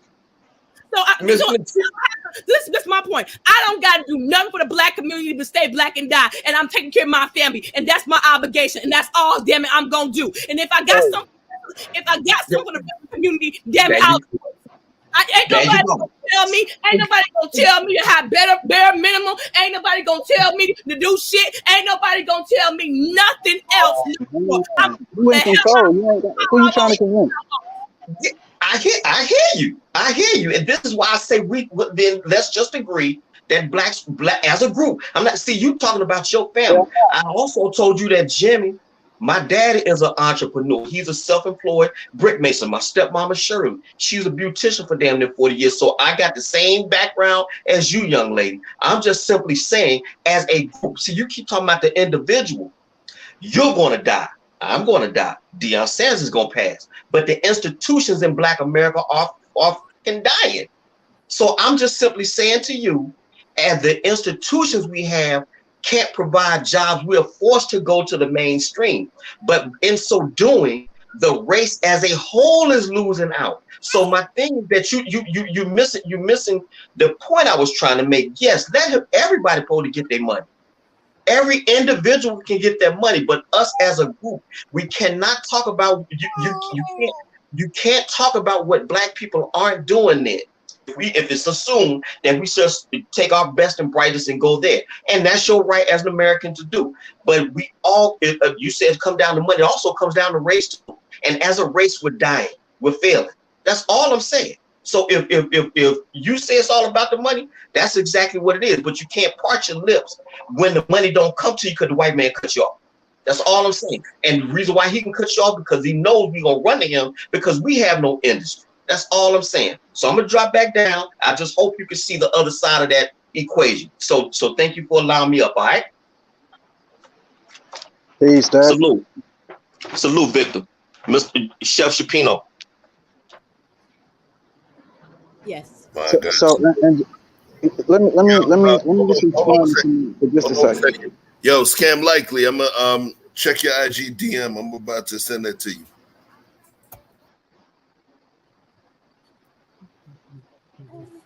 You good?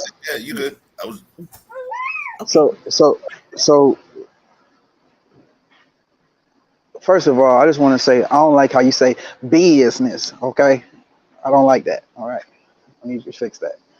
Second of all, when you say all you got to do is stay black and die, see, dying is that you ain't in no control of that. See, that was already written in, so you can take that off your list of things to do. However, that staying black part, that's optional. You understand? You don't even have to stay black. See, the dying part, that's the part you don't got no choice in. But when they say to stay black, they wasn't talking about see if you can keep your skin tone the same and don't do the Sammy Sosa. That's some new day, modern day, some more other shit. But other than that, when they say stay black, see, that's like saying stay on code. People say, oh, what code? You don't know, you don't need to know. You ain't in tune enough to understand what the fuck going on. But for those who understand, what's understood don't need to be discussed. And it definitely don't need to be discussed amongst those who could never understand. And I'm okay with knowing that everybody's not coming. Everybody's not gonna get on the train just because it's moving. And a lot of people don't want to get on shit until it's moving. So I definitely don't expect everybody to try to push a train sitting at a standstill. We are a high-powered locomotive, broken down. You understand? And we don't have the what it requires, enough hands pushing to get us back going again. And every time somebody does something, they get frustrated and they can never generate the groundswell in time enough before they lose their patience with their people. And there was a different time where people had just a little more grit. None of this shit surprises me when people walk away, when people say, I don't, hey, if you start and quit, are you better than somebody who never even tried? Maybe, depending on who you ask, but at the end of the day, I commend you for the effort. However, we are still right back where the fuck we started. So, you're saying black men getting opportunities, they get the opportunities in the NFL. Are you saying the same NFL that we talking about boycotting because they be doing fucked up shit to the point that they need a whole rule just to say we get an interview? That's the organization you want black men to fight their way. We done with that civil rights shit. We done with that shit. We finna make some new shit. And so my question to this is, if Deion is doing it a different way, okay, because that's what he's doing. He's coming in the NFL a different way, and then he decided to go through college first, and then I'm gonna go through the NFL. But if he's bringing the best of the NFL. Let me finish, because this is my own theory. Not nobody else, not Stephen A. Smith, not Shannon Sharp. It's called Andrea Lynch, just Andrea. Okay, so this is my own theory. If he's coming in a different way to beat the door down, because he know for a fact the black coaches ain't getting an opportunity. So he's coming in a different way, and the different way is he's bringing the best of the best to Colorado. What's the problem? What's the black people problem is, damn it, because they didn't do it themselves. That's the problem. They didn't do it themselves. They didn't have a choice. They didn't have the money. They didn't have the cachet, or they didn't have the reputation that he had. That's the problem with the black folks. We criticize Deion, then you criticize us. Who's better? What? You spend a lot of time telling why black folks, what's wrong with black folks. I don't know how many black folks you know, but I don't know enough to say that I know what's wrong with these motherfuckers. You know what I'm saying? But I can see some commonalities in the problems that we seem to be having as it's been marketed to us. But I know a lot of people who are doing well, and your perception is your reality. You believe this by downing your own people for what you feel. Nah, you are. No, I'm not. But you saying it's because we're giving Deion an unfair critique, and I'm sure that there's just like. Hold on a minute. I love my people. Okay, I sacrifice for my people. I will labor for my people. But damn it, you ain't gonna steal from me. Damn it, you ain't gonna take from me. And damn it, I ain't gonna use my reputation, my cachet, and my fucking money to do what I gotta do for my people. And knowing y'all mistreat. So when your children steal from you, then what? They not your children no more? You're not gonna help them no more? No, it's the principle. That's the point. You ain't getting it. It's the principle. I don't know where you come from, but if you allow somebody to steal from you, you is damn crazy. So what I'm saying is, we've done this on a lot of different topics. We identify the problem, but we get lost in a part of the solution, because now I'm gonna say everybody, but a lot of people's solution to a lot of things is if it's not serving, you cut it off. Question for you: would you allow yourself to continue to get robbed just because you felt you were doing it for your people? Because I understand you. Okay, what you're stating is that, well, this doesn't necessarily mean that, and correlation doesn't necessarily mean causation. But so I'm asking you how you, the person that's 25% of the boxes on the screen right now, how do you feel if you found out that you entered with good faith into an agreement where in that agreement you gave a certain amount of yourself and took a raw deal just to do something for, quote unquote, an organization that represented your people? What I'm asking you is, what would you do? Would you remain there on all fours and allow them to keep slapping it to you? Or are you going to make a move knowing that you have people that follow you, leaders of families? His entourage is a full coaching staff that took a L and trusted him, and they followed him. It was a longer plan. They knocked it out in 3 years. So remember, he has loyalty to those black men as well. All right. So at this point, when is enough is enough? when is enough enough? Or was it part, or do you feel that it was part of his destiny Y'all are gonna hate to me. sacrifice himself and be a martyr? Like, what do you think? Do you think enough is enough? What would you do? You saying is enough, and you No, go I'm to asking scam you. too. No, no. Let's put it in. Let's say I'm asking you. What would you do? Let's just use that part. If you don't answer anything, just answer that. What would you do in that So, situation? so I'm gonna send it to scam after this because he sounded like he had something he wanted to say in relations to the question you asked. But I'm gonna answer your question. Um, when you're saying when is enough enough, I can't say where, like I say, what someone else's tolerance or patience should be and how much they should have. That's not for me to say.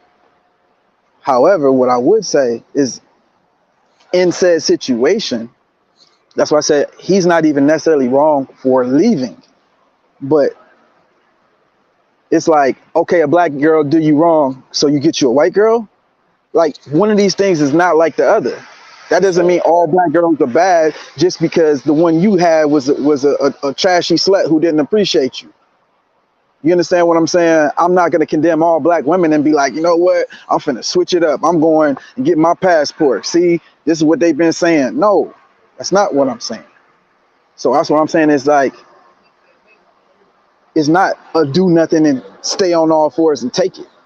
I don't believe in taking it. You know what I'm saying? So, you know what I mean? However you want to, rephrase that. But at the end of the day, Rephrase what, bro? sometimes, Give me the sometimes, question. sometimes, The question is, what would sometimes, you do in that situation? sometimes people will take advantage of you, whether you know that they're taking advantage of you or not. Sometimes we allow people to take advantage of us knowingly because we have other contingencies and things that make us stay in a situation, like children. You understand what I'm saying? So on and so forth. At the end of the day, it's how much am I committed to this particular cause or program. yeah, I What would got you do dust in that as situation? normal. I have dust.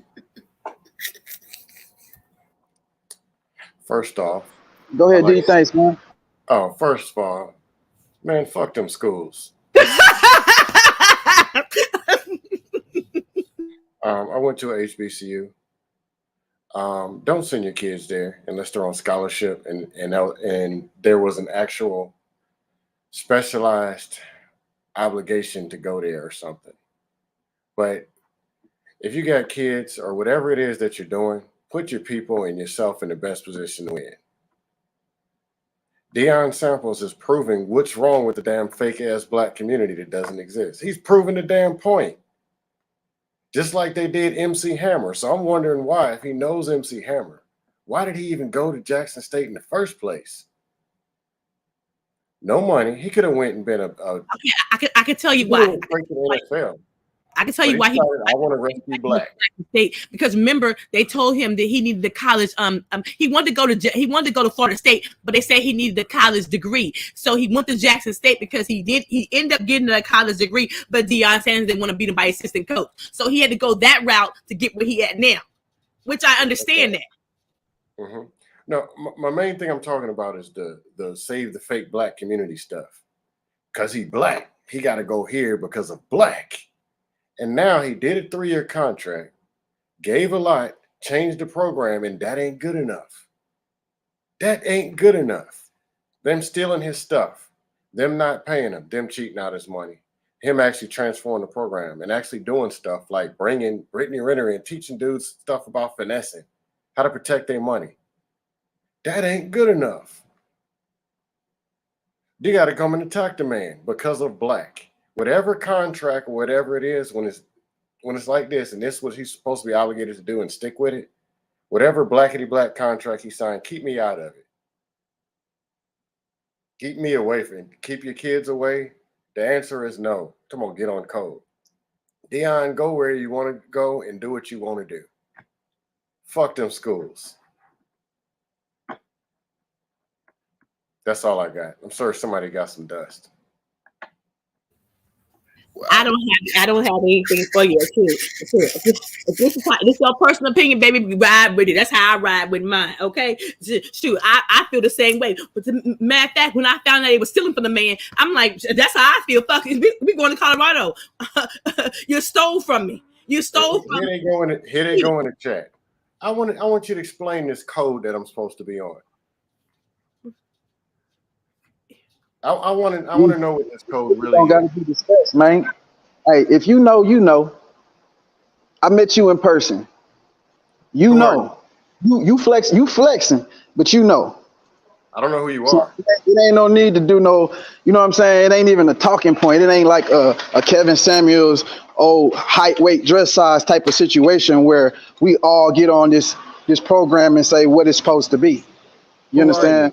Oh, You know, he was. Hold on. He doesn't remember, Vic. That was Vic. No, I see a black Vic is one of screen. my hope. Who am I talking Remember to? when we was in Houston? Vic was in the elevator with me. Vic. Remember when we were in Houston for the No, I see a black screen. I don't know who I'm talking to. Oh no, yeah, he didn't. But yeah, he was that. You know what I mean?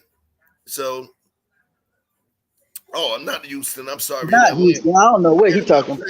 Houston, that was he black, but he was in Atlanta. Is that Victor Freeze? Yeah. Yeah. Okay, I know who he is. Okay. Same OG. No, I'm saying the whole code. A person grows up and they're black. If they're a loser and they ain't doing nothing, they can cry victim, and everybody's supposed to go give them something. But if they actually make something of themselves, they're supposed to pay some kind of tax. And they got to spend, after spending 40, 50, 60 hours a week, they're obligated to leave their family, their kids, and go rescue some victim somewhere. No. I'm not getting on that code. Keep people off that victim code. There's victims and victors. You understand? Predators and you understand? And at the end of the day, everybody talking about ain't nobody a victim. You mistaken. Somebody's a victim for sure. Now, Yeah, you gotta save everybody. Yeah, a victim, hell no.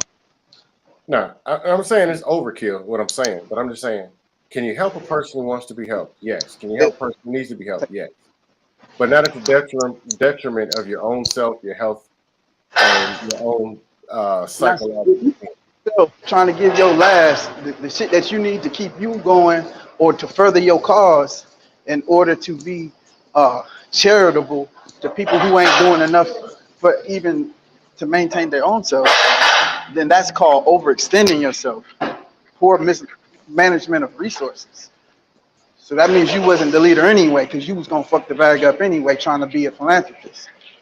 So it don't mean give everybody, every squeaky wheel, all the oil. But what you do is you say, hey, here's an opportunity to learn how to fix your own situation. That's what Deion was doing. He wasn't handing them parents money. That's not what he was doing. But he was teaching them young how to survive. But that wasn't good enough. Hey, Vic, I think you're cutting in and out. It was good. It was great, as a matter of fact. That's why everybody wanted it to continue. The blackity black said that wasn't good enough. He's obligated to stay there. No, they just wanted it to continue. First of all, I ain't blackity black. I don't know what that. No, I'm not talking about you. I'm just talking about the rest of them. No, I'm just saying, like, as far as the people's sentiments who were upset, because people always take it too far. They always go a little bit too far. Because now they got to call them names. You know what I'm saying? And hurt people, or they say hurtful shit. You know what I'm saying? And I think that's what it is. They just disappointed that here comes another one who's gonna help us, or at least do something. Say for instance, say Barack Obama got in the office, right? And he did something to embarrass us for his own selfish purposes. You know what I mean? You'd be like, that's what I expected.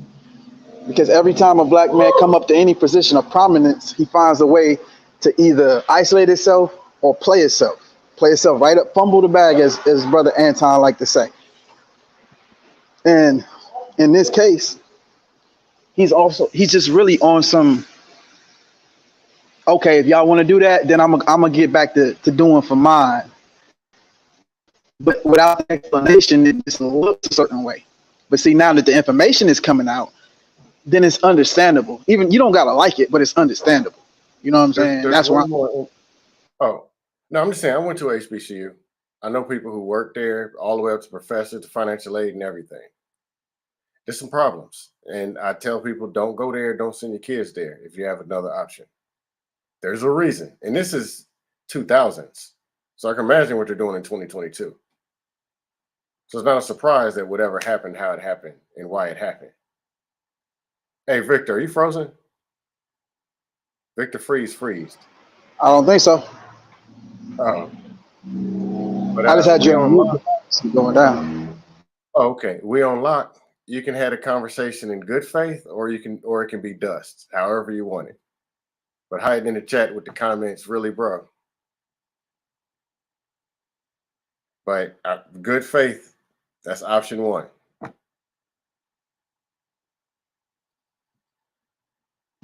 Yep. I mean, what's the honest conversation?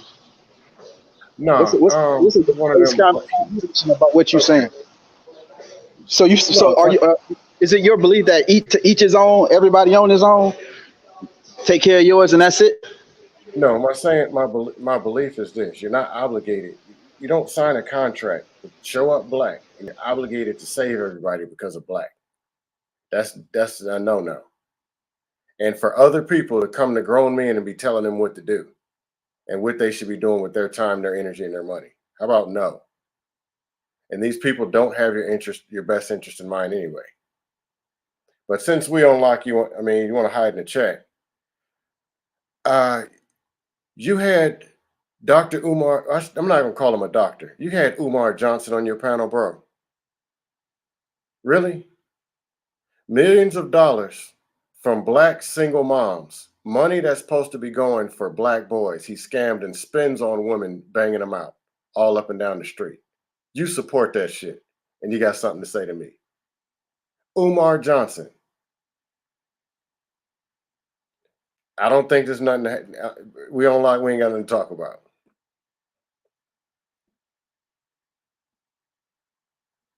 But yeah, that's all I got. My thing is, What's wrong with Umar? is that a trick question? You think Umar is a scammer? Okay. I was an education major and also work in business. I work in finance. It doesn't a business plan or where the funding goes is a 10-minute conversation. Meaning if I walked into his office, I want to see the funding, pick a year, let me see what you did with the money. Where did it come in and where did it go out at? That's a 5-minute conversation. How you gonna be around 10, 11 years collecting money for a school and ain't never open? How Wait a minute. believe in this? Now, Aviation in the hood. now Umar, Who in the hell bought into that? hang on. Umar had the same problem that Deion had.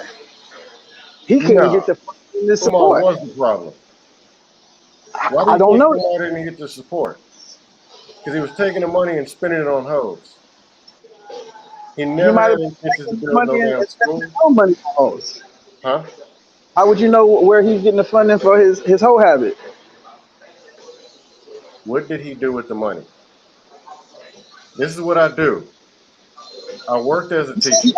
He said he need $2 million, and he got like 750,000 over all of this time that he's What did he collected. do with the A lot of 750,000? abusers out here to say he can't get $1 million up in 5 to however many years, but we can roast him and criticize him how long it's taken to the point that we're accusing him of a scam, which is possible. No, Umar scammed money out of single moms who have black boys. That's terroristic to the black community. And spent the money. He I'm never pretty sure built a school. he never did that will. a false pretense to raise money for what would be considered a nonprofit. I believe that's not only a lawsuit but a criminal case for misappropriation of funds and so on and so forth. That's not my specialty, but I believe that. So it would have to be something that could be verified at some point. It's a civil matter. No, people will still give you the money. It's civil. Here's the question: How are what you're saying about Umar different than what people were saying about Deion?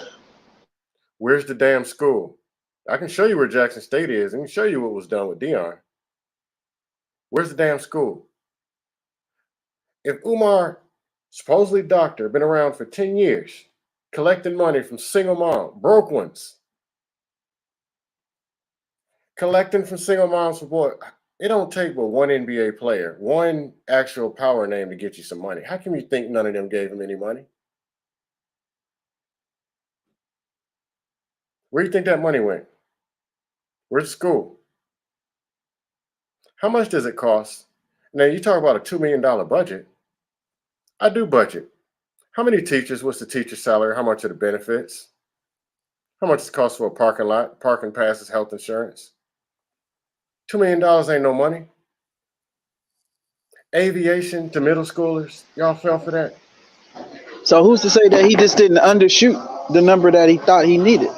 Where is the damn school? Where's anyone else's Delaware. school? The schools in Wilmington, Where's the Delaware. school? Have you been there? What's Have a you been school? there? I'm smart enough not to go there. Why? You want to know where the damn school is? Why don't you go there and look? As a matter I'm of fact, smarter than you. why don't you pick up the phone and actually text him or call him and ask I him don't where want the to talk school to is at? that fool. So why you even commented on it? That's coming on you. You fell for it. No, You had something to say about no, me. you want to act self-righteous.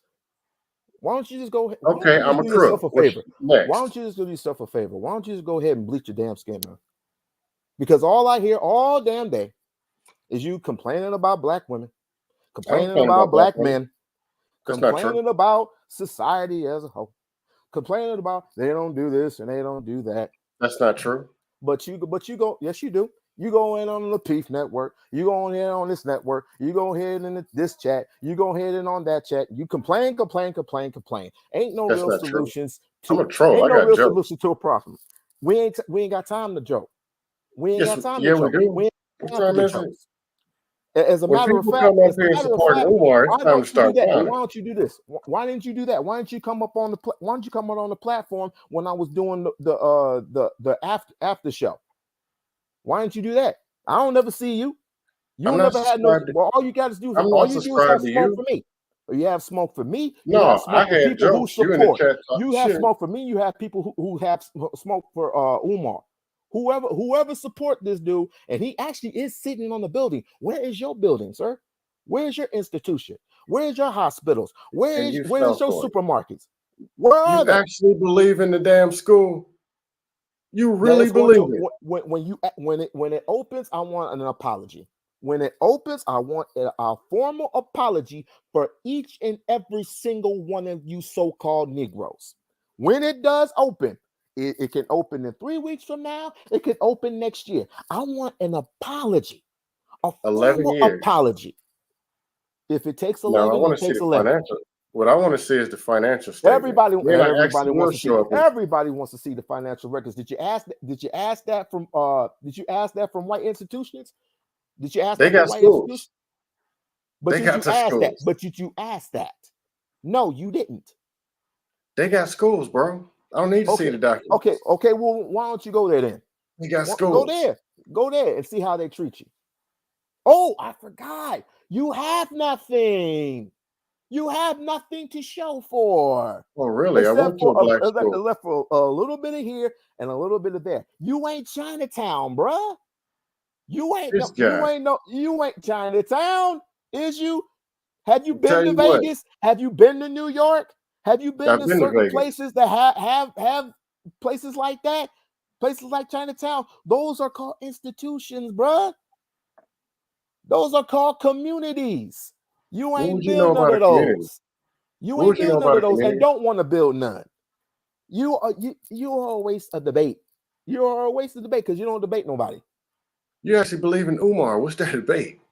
It's not about believing in Umar. It's about believing in what he believes, which most of black people that follow him actually believe in the concept of saving black boys. As a matter of fact, no, you victim. As a He matter of fact, scammed the and black money women. out of. And Here's the as a matter thing. of fact, He you scammed have money out of single moms who have black boys. the same That's those same terroristic single to moms black that actually children. follow him. The same single moms that actually call him on his Tuesday conference call on Tuesdays every 6 o'clock in the morning. You talking about those? Oh my God! You talking about those? You really believe in this, dude? Who do you? I'm gonna ask you. Who do you believe in? Nobody. But I'm gonna ask you. Who do you believe in? Are you gonna George talk? Jefferson. Or listen? George Jefferson. Who do you believe in?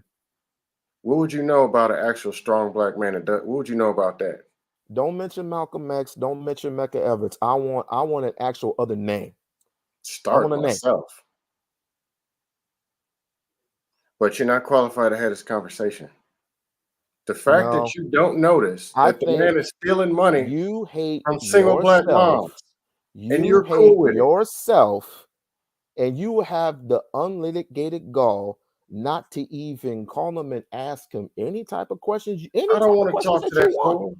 Then stop talking about Where is the damn school? Let's not talk about it. When 11 years. Like He's I told you scamming before. money out of single moms with black boys, and you're okay Is with that it. all? Is that all you have to say?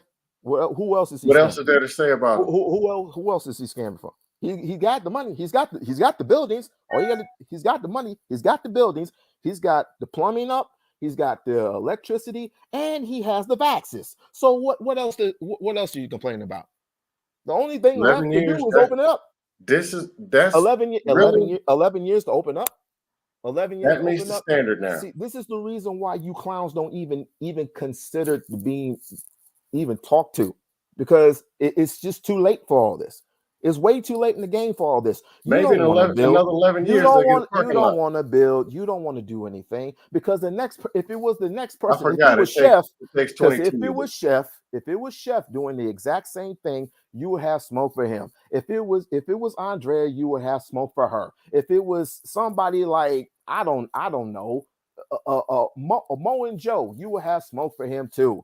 All you do, and this is you. I'm not talking about anybody else. This is you. All you do is complain. Black women ain't this. Black men ain't that. You just another Charleston white dude. You're not even qualified to have this conversation. You ain't even having a conversation. We all locked. Can I ask you a question? What? Hey, Andre, how you doing? Hey, how you doing? Okay, so I don't really know about Umar Johnson. I don't know a lot about him. The question I would ask you is, nobody does. Could they, whoever wanted to have the conversation with him, could they ask him where is all the money coming from? Because the same thing I would parlay with Deion Sanders. They just showed that he was being taken advantage and people were stealing from him. So, do you think that's okay to do that to your own people? Celebrities take from celebrities all the time, but we're talking about a celebrity who has millions of dollars in the bank versus somebody who started from scratch. Why do you start from scratch? But the thing that I want to ask you.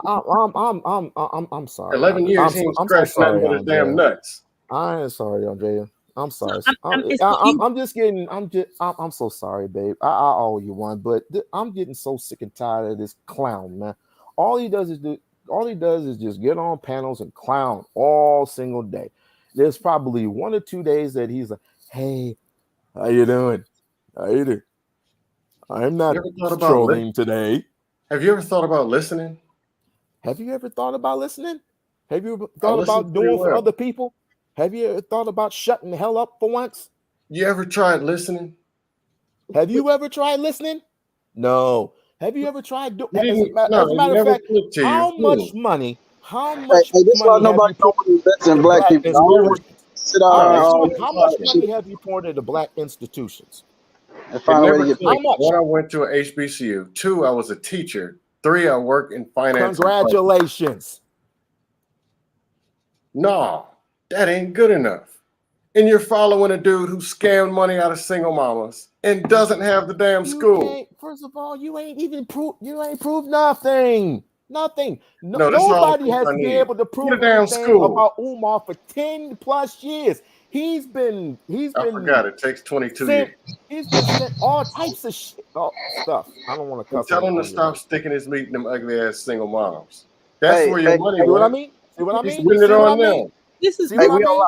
How We much on live. proof do you Can I need? See what I borrow mean? just a minute? You have no respect for yourself. You have no Oh, respect I for respect me. institutions. You have no No, I respect don't for black respect the women. You institutions. have no respect for black men who actually want to do something with themselves. You don't know what black It's a men who waste want to of build time. look like, sir. It's Well, a let me waste not of say time. so. You All don't you know want what to do black is men who follow want to build look like. a fat dude all day who wants to make jokes. Who wants to which make fat jokes? dude? Ha ha ha ha ha! All damn day, ain't nothing funny. Ain't nothing funny. If you want to have a real conversation, come to me and have a real No. conversation. Come to When me, the have a school real opens, I'll conversation. come to But you. How about wait, that? it's too late. Too late. Because all you want to do is disrespect black women. All you want to do is disrespect black men. That's all you want to do. Oh, I'm clowning. Okay. When are we gonna have a real conversation? I offered you a real conversation, and you Bullshit. came with the book with the dust. Bullshit. Where's the You damn came with school? dust. Respectfully, let me I did. Did I mention Umar? Did I mention Umar? No.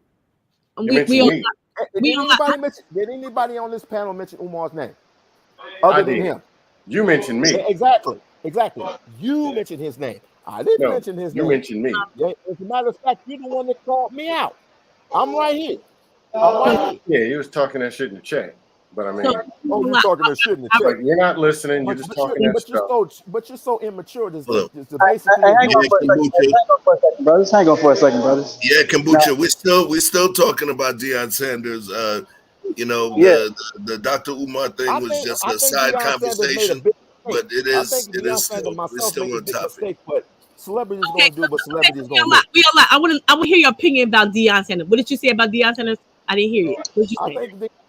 I think personally, I think he made a big mistake because he could have built up that program for what it wasn't, which he did within the last 3.5 years, which is I don't know what his contract was, but either way, celebrities are gonna be celebrities. So my question to you is: they were stealing from him. Do you know they were stealing from him? Do you know that? Yeah. He's the one that said that he was stealing from him. Okay, so but at the same time is why do he have to stay somewhere where somebody's stealing from you? Why do he have to stay somewhere when the other black coaches are not giving Colorado's gonna steal from him too.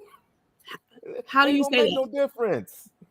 Make no difference. So okay, so we could respectfully disagree. Okay, I could be like that, but at the same time, so you're saying we get to choose our abuser?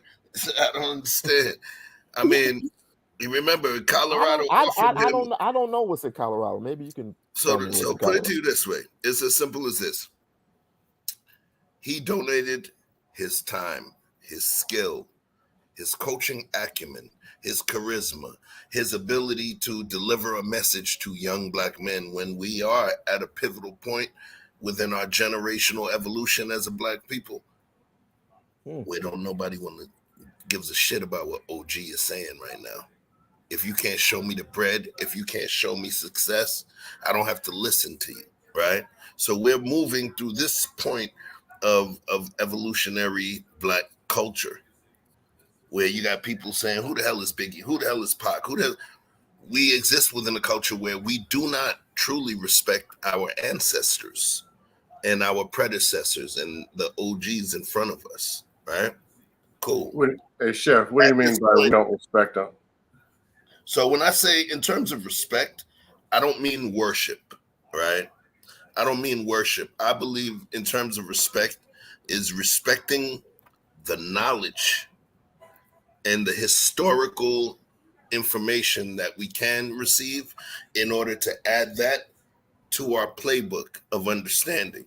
In order to understand, like in corporate America, when something's a trend, it has to have happened at least 3 times so that we can consider it a trend that's worthy of taking our, flow over to address, right? So in terms I got you. I got a question. I'm going to ask you a question later about it, but go ahead. Okay. No, not a problem. I'll save it. At this point, he dedicated his time. We unlocked 3 years of his time. He dedicated his son, who could have gone anywhere, his sons, right? They could have gone where they wanted to go. They were highly skilled. He brought them over. He brought his staff, which has professional NFL qualified people on his staff. So he came with an entourage, people he's responsible for paying. They were not getting who paid. owns by curiosity, who owns HBCUs? White people, but they're also state funded. Okay, so but that's not but what they what? So the white people stealing their own money? Black people, the money. I'm trying to understand the point, because you brought the point up. So you obviously thought that it was something that was lucid that would add to this. So what I'm stating is they own it the same way they own the hood. But our people do what they do in the hood. We don't own it. So what I'm stating is that, I mean, what do you want this dude to give? A kidney? He gave up 2 toes. He gave up secure venous stasis within his legs with the blood clot, and still showed up to work when NFL coaches would have been out the rest of the season. He dedicated his time. He dedicated his money. He leveraged his cachet. He leveraged his business relationships in order to make this happen. And they hustled. They no disrespect. Would you remain within the situation? Would you remain within the situation? Let me just land the plane on a question. The same one that I asked Victor Freeze. Would you remain in that type of situation where you were being robbed, hustled, lied to? Would you? Just for the sake of never been there in the first place. Say it again. Wasn't Martin Luther King beat up? I don't had rocks understand thrown. what that means. Just stay with me. Wasn't Martin Luther King being beat up, had rocks thrown at him, being ridiculed by even his own people at one point? It's not as serious as it is now, but wasn't he just beat up and brought up back then and had rocks thrown at him, and he couldn't have given up? He couldn't have seriously given up, right? Do you know that you're one of the dudes that's throwing the rocks? Do you know that? I haven't thrown a rock at you yet. I could have, but I won't. You're the dude throwing the rock. Because of how much I love and respect my people. But if you don't want to be those want to be loved and respected, then get on. I don't need you. Belong to you. I don't need you. I'll just continue to love and respect those who are around me, who want to be around excellence, who want to be around perfection, not perfection, because we strive for perfection. I want to be those around who actually want to do the work. What does striving for perfection and doing the work look like? Well, to you, it's a white house, a white picket fence, a white dog. When you say stupid shit like that, I ask you no, a direct question. It's absolutely true, because I did not hear not one time that you had anything positive to say about the Black community. Because you don't listen. You want some background? I'm here now. Go ahead. I am that 6 foot 6-pack dude. That's who I am. That's not what I started as. I grew up in a Black community. 2-car garages, green grass in the front yard, people married. That's what I come from. And because you hear something you don't feel and you don't want to hear, you want to call it white. You're throwing a damn rock. Security boss over there trying to help people get married. Taking all the backlash, and here you come. Where are we now? Umar scamming. Congratulations. This is all about you. You're throwing the damn rocks. This is all about you. You're the damn problem with the Black community. And I have no quarrel with security. You're up here keeping for women overweight, weighing 300 pounds. I will say this about her, and I will get off of her, because I believe she's doing excellent work herself. But we just agreed to disagree on a couple of things. I want to see Black people get married. Duh. I want to see Black people strive for excellence. Duh. But it takes 2 to tango. It takes a white man and a Black woman to build wealth and prominence and have other people and have other Black men and have other Black men see the same thing and repeat the same cycle. What do you know about that? But there's ways to do it, and how she wants to do it, I can't agree with it. But I ain't gonna sit here and disrespect that woman. We just agree to disagree. But as for you, congratulations. You're a 6-pack, 6'6". No, I don't. Congratulations. I usually don't like coming on talking. I don't like coming on talk about myself. I don't. You never hear me on the channels bragging. Yeah, but I tell people I'm broke. Yeah, but I tell them I'm secretly fat and broke, and tell them can't get no women, because that's what they want to hear. Because they're like you and want to tear down every black man they see and pretend like you're building up some kind of fake community. Show me a black man. I grew up in it. You call yourself a black man? Show me a black man. Just because you grew up, I can't show you that because you can't freaking listen. It's like you're calling yourself an American. Just because you were born an American doesn't mean you have to act like it. You don't even know what it is. Just because you were born in America doesn't mean you have to act like it. Brothers. You for government. You don't know what it is. You for government. I can't even show you a scam artist that ain't built a school with money with $1 million. How in the hell can I show you a black community? Hey, Scam, give me a second. You brothers are showing the divide between the types of black thought. And it's okay that we have our own individual thoughts. You should find your tribe and those who think of like mind. You know, it's not. Victor, it's not. Victor, yeah. The first thing I put in the chat was we can have a legitimate conversation or dust. He picked dust. I gave him listen what I'm saying. Listen what I'm saying. It's not about you two individually. It's about the community as a whole. Because you are just a representative of a microcosm of what is actually going on. The conversation and how they degrade and deteriorate and don't go anywhere and don't accomplish anything. Yet you're two intelligent, highly accomplished and intelligent young black men, you know what I mean, who could or probably should model themselves after. However, the communication breakdown is why we're all individuals.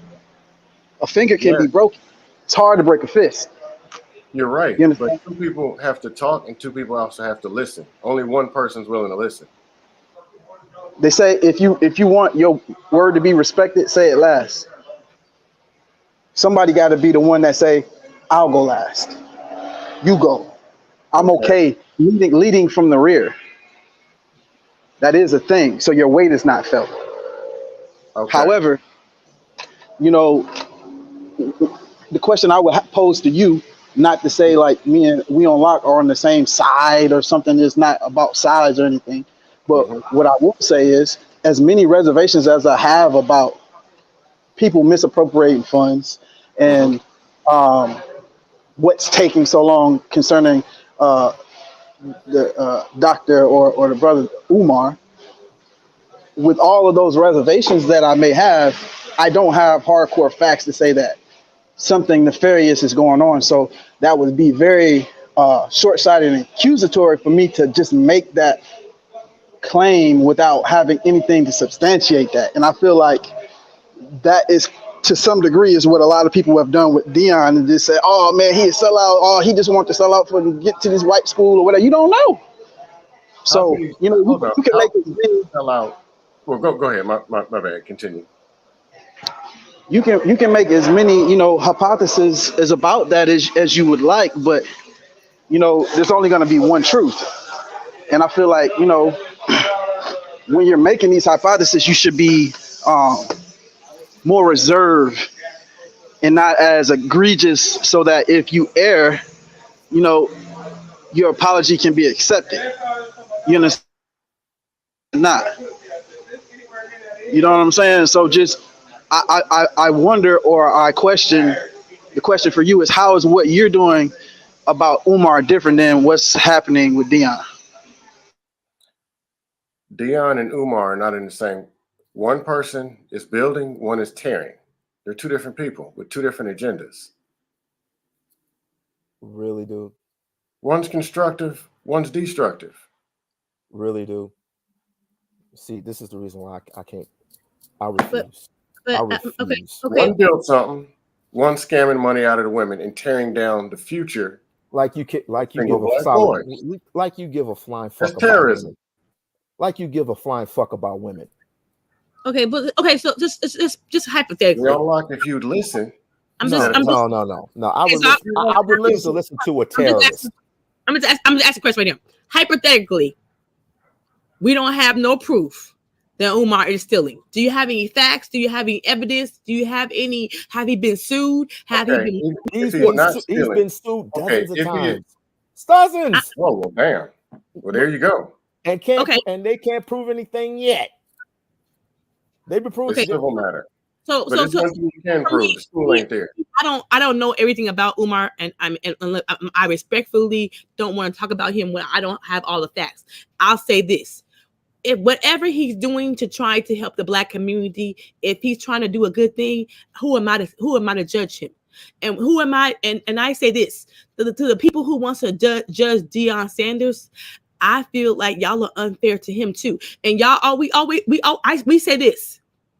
And I have a father who's 76 years old. I had a conversation with him.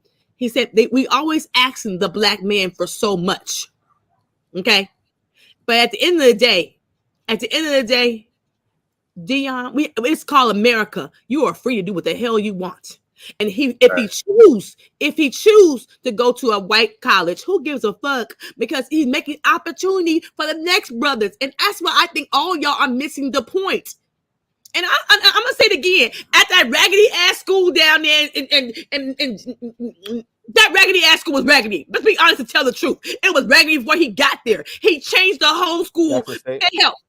Jackson State. What'd you say? Jackson State. Jackson State was raggedy before he got there. Now it's not raggedy no more. So the next generation of kids gonna have better uniform, gonna have better lockers and better fields. That fields that ain't raggedy and probably hurt their feet to shit. My son played football, so I know what I'm talking about. So what I'm saying is, if he changed the culture of HBCU, why not celebrate him? Why not just say congratulations, my brother? And look, let's be honest and tell the truth. If it was me and I had an opportunity, I'm moving on too. I don't owe the Black community shit. That's the problem. He's the face of that institution. That's the whole point. When a celebrity like that, with a lot of clout, I might add, comes to your school, tears it down to build it back up, they expect you. Well, I don't expect, because again, I don't have faith in celebrities. They expect you to build that institution up from the ground up for at least an extended amount of time that you have been there, so that you get other people to do the exact same thing. Okay. Other celebrities, football players, basketball players, even movie stars. What HBCU who praise about all praise they have all this money. They have all this money, but have nothing to show for it. Why do you think Black African Americans complain about not having anything? Where are institutions? Where are our airport? At one time we had airport. At one time we had over 1,000 radio stations. We only have a few hundred. So there was a black. Why even go make the money if Wall you're Street. obligated to give There it all? was a black Wall Street. There was a black Wall Street at one point. There still is. But I want something like I need something like somebody who, or I don't want somebody that's coming overseas to top over you. And now we're fourth, maybe fifth, possibly. At one point we were second to black and white. Now we're close to being extinct because of BS like this dude likes to come up on here and gaggle and ain't nothing funny. Sisters want to build with you. You don't want to build with the sisters. You don't know brothers what building want is. to build with you, but you don't want to build with the brothers. You don't know what building is. You don't know what building is. Show me a building with your name on it. Show Let's me. start with Umar's building. No. We ain't gonna clown. We ain't gonna clown. Yeah, we are. I want you to show me a building with your name on it. If you ain't have a building with your name on it, then you're a consumer. How much money have you given to black institutions? You won't answer my question. How many? I would if you shut the hell up. No. We ain't gonna play that game. We're not gonna play games. We're done. I'm done playing games with people like you. Okay, you want to answer? Then you shut the hell up. Okay, Let's be respectful, please. A good 30 grand. I went to like I said, I went to an HBCU. My money went there. That ain't black enough? Do you own it? I told you. That's what I'm talking. That's the shit. That. Do you own it? Do you own it? That ain't good enough. I gotta buy the building just for him to say something. Yep. He probably never even went to school. Yep. You know why? Because you be that same one. You be that same one, or I would say you would be that same one that say we don't have nothing. You'll be that same one, and they're gonna turn around and they're gonna turn around and blame, and you're gonna turn around and blame black folks for not having anything. What type of stuff is that? If you want something, buy it. Even if it costs low rent, buy it. If you have a store that you basically go in and purchase because you're a consumer, buy it. But since even you don't if it's listen, low rent, even if it's low cost rent, we don't even like to purchase anything that's low cost rent. But Victor Freeze, like you said, and it's not finances that's the biggest problem when it comes to the black community, whatever. It's communication. The people who should be listening are talking, and the people who should be talking are listening. And then the people who should be talking are no longer listening. They said, you know what? Y'all do what y'all do. That's all you do is clown. And just be victim. All you do is clown. That's all you do is clown. But we unlock. Can I ask you a question? If you listen to the brother, I listened to him, and he said he was a teacher. He said he went to the HBU school. He didn't hear none of. No, he didn't hear nothing. I heard him. He said, "Good for him." It's my show. It's my show. Hold on a minute. This is my show. So this is my show. I don't want to pull ranks, but I'm gonna have to. I listened to this brother right here. He said that he at HBU school. He at finance. He's a teacher. So he might have something to say if he said he's in finance. If he said he's a teacher, if he said he went to HBU school, don't you think he has something to say?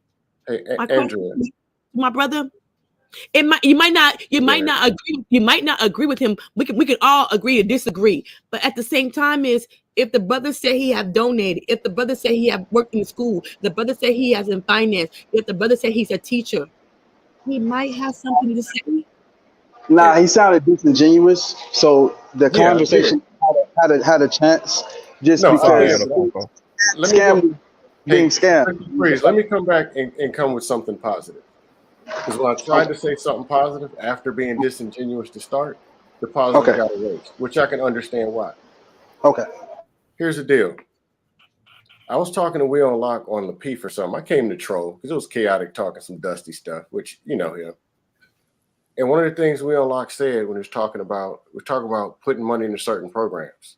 And Will and Locke said he was one of them kids that was doing some problems.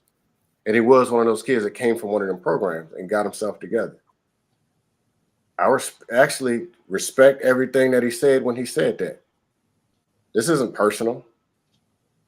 This ain't no just let me go and attack on We On Lock. I don't know you. And I actually do believe that you give a damn. Or give a damn about something. And if you have good intentions, I always can work with people like that. But if somebody comes at me direct, I mean, hey, what you want me to do? I'm a troll by nature. That's what I do. And then I'm just a whole grown man. This ain't no time to clown. This ain't no time to clown. No, we on lock. F them schools, really? Let's go back to the beginning. Them schools. F them schools. Offered you a chance to have a legit conversation. F them schools, really? Really? F them schools? But we reset the table, right? He gave you. He admitted that at one point he did come with the troll energy. But the things that he said were positive got sucked up in that negative energy, so he reset the table. We grown men, so He we have always does that, that, Victor. He brother. always does that. How We many on times are lock. you going to smack me? I can How have many real times are you going to hit me conversation. in the face? How many times are you going to hit me in the face and say that you're going to be playing? At some point in time, I'm going to react. How many times? Yeah, and we have. I never talked to you. This is the first time we done talked on a panel, like had a direct The conversation. first time we had talked on the first The time time we was talking about that, it was through chaotic. So I'm trying to understand as men. So this is We the have second time we ever talked. as men, we have the distinct advantage to be able to move our emotions to the side and just get straight to the business. We can fight afterwards. But So we can't, all Victor, I that we respect don't you, have bro. to go into that. Victor, I respect you. But at some point in time, enough is enough. It's enough. So what's your? You have the floor. What's your solution? People like that? It's enough. So what's I'm so sick and so should we tired give of up him on our coming dear after brother? black women. I'm so sick of him just talking crap about black men. Black men Yeah, who he said he actually been want to do watching you. something. We on lock. He been watching you, How do boy. I talk about these people? And is everything I'm saying true? That's what from here on in. But this is what I'm gonna do. From here on in, ain't none of that shit going on. I'm done with you. I'm done. I've had it. Okay, I am done. So this is my first time. Andrea, I'm Andrea, here. I respect your platform. I love you. We don't lock. Hold on a minute. Hold on a minute. I love you. I got something to say. Because I'm done with these dudes. I'm okay, done. I'm done. okay. I love you so much. And opportunity to have a legit conversation, and you started talking support like the sisters. And that's what I'm gonna do from here on in. I'm gonna support the sisters who has something to do, who want to help black men. I'm gonna support the dudes who want to help black men. I'm done with this dude.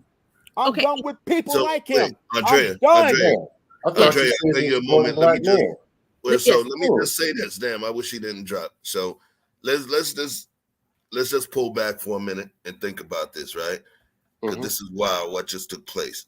All right. For one, Scam Likely, aka Dusto, jumped onto the show earlier. And if you go and pull back into the chat at some point, where Unlock Nation said, first thing was, here we go. Next message was, I can't stand this dude. Next message, just say you hate yourself. Next message, ain't no point because you never been on code. I think your number one complaint is you do hate yourself because all the shit that you see on TV and all the shit you witness in real life. Next message, Dusty a whole clown. Next message, you are a waste. What Paul Mooney would say, black skin, they know debating with you, none. Next message, you complain about black women, you complain about black men, ain't no real solutions, you just a straight clown. We ain't nothing funny, you don't want to fix nothing, you don't want to build nothing. So now, just to give you a little perspective, all of those messages that I read to you, right? All of those were between 341 and 349. Okay. Now, what I'm stating is this. That was the greeting. That was the greeting that was received, right? By Desto. That was the greeting he received. Okay. At this point now, I'm not going to say positive or negative. I will say this. One thing that I've noticed in terms of peeling back and listening and shutting the hell up, I noticed this. Dusto is not familiar with We Unlock Nation or doesn't have a high degree of familiarity. I know who he is. I know who he is. I know who he is. You know who he is, right? Yeah. The thing is now, in terms of what was being received, I feel as though a lot of the emotion that was coming from We Unlock, and I want to speak for him. That's why I wish he was here to just say yes or no. But that high degree of emotion was something that's predisposed to this conversation, which means when we use the term disingenuous, if I enter the conversation as though I'm going to come as an unbiased soul to discuss something with someone, but then everything that I'm saying and the crux of my message is based on a predisposed hatred for that person, that is the truest essence of disingenuous. You follow? So I've been around Dusto. I see how he moves. I understand, the trolling nature, right? Mm-hmm. The trolling messenger, call him, right? He's a messenger troll. But it hits different. That was Kevin Samuels stuff, right? So it hits different. Do I believe that he has a hatred for the sisters? No. But my opinion doesn't matter. All I'm just talking about is what we were able to hear and see. So the best way that this conversation could have taken place is if we Unlock Nation and Dusto had a conversation prior to this conversation taking place here. Because there was a lot of shit on the table that wasn't actually being served by our hostess, Andrea Lynch, and it pulled from a different degree. And I know when you hit him with the Umar, right? When you hit him with the Umar, because you're telling him just come up. But then when you hit him with the Umar, that smoked him out, and then he came up. And, so it is what it is.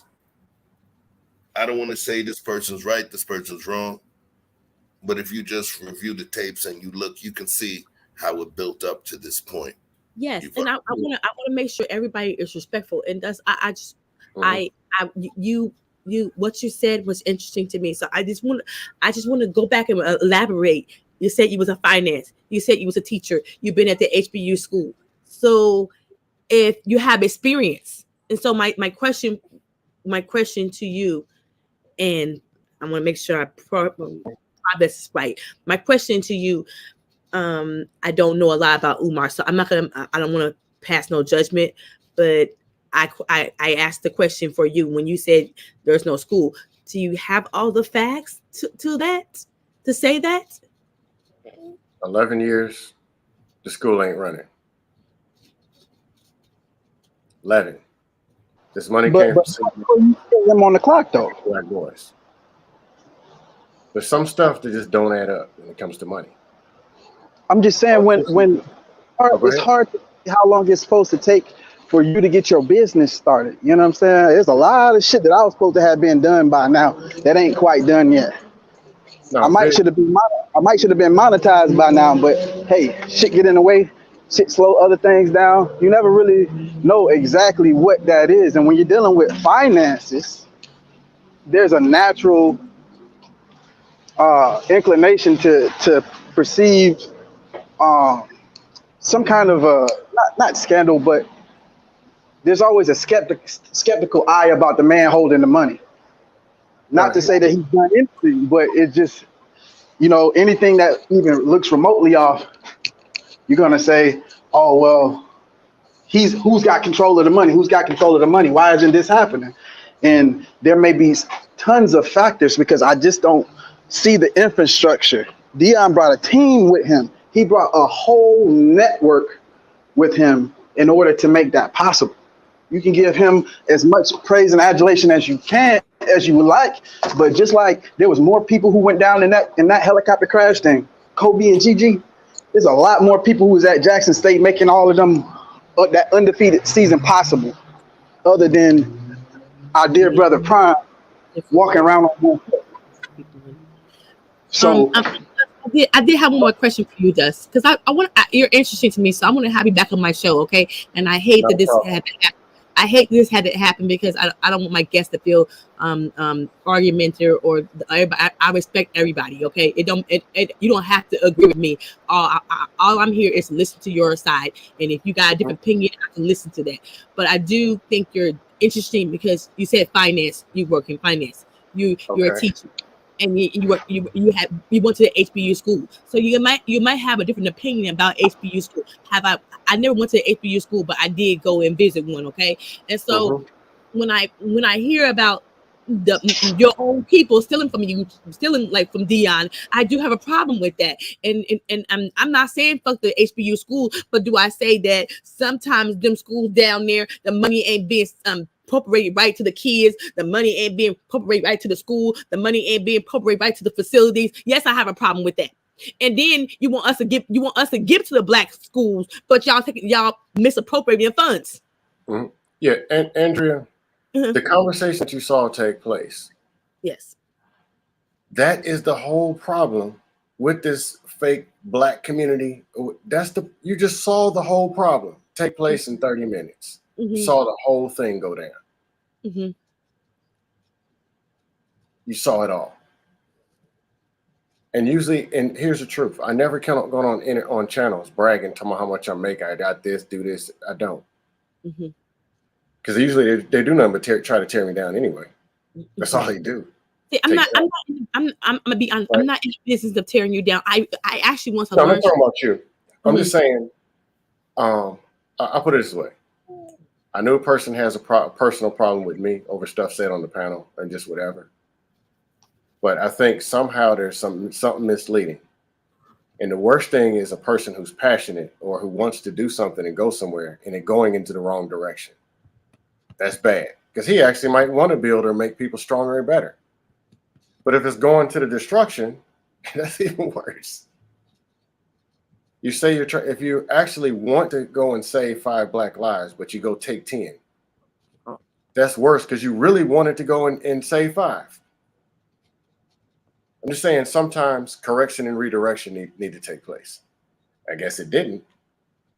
But I offered in the chat, after Chef explained you all the messages, how I was greeted, just for showing up and having an opinion. And I still hated when they had a good faith conversation. And it was more nasty messages. Well, I will say my apology for not taking control of my chat. No, you're cool. I say thank you for having me on the platform. I want to extend the opportunity for you to come back.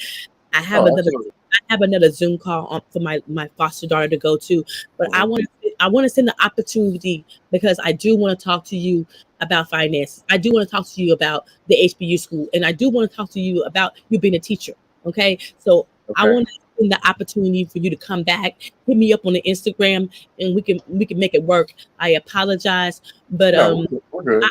I something about you, my brother, you're interesting, and you know what? We don't have to always agree, but we can disagree. But I would never call your black card into question. Okay, that's how I feel, and I'm gonna keep it 100. And because we all black, don't mean we all kin folks. Okay, and that's how I really feel. And so I'm not calling your black card into question. Maybe you don't been through some things. I don't know. He kept saying you don't like women. I don't know that. Maybe you don't been through some things. I don't know. No, that's just talk. You have a right to have your opinion, and we have a right to disagree and keep it moving respectfully as each other. We're actually on the same page with the HBCU thing. That as a black man, as a successful person, you don't owe anybody anything. And I don't like the thing where there's people at the bottom trying to dictate up what the people at the top should be doing. People at the top should be dictating down, telling what people at the bottom should do, and they should be listening. That's the very problem. And Deion went out, took time, took energy, took resources from himself and his family to go and rescue black. And that wasn't good enough. That criticism is unacceptable. And which we and you agree with.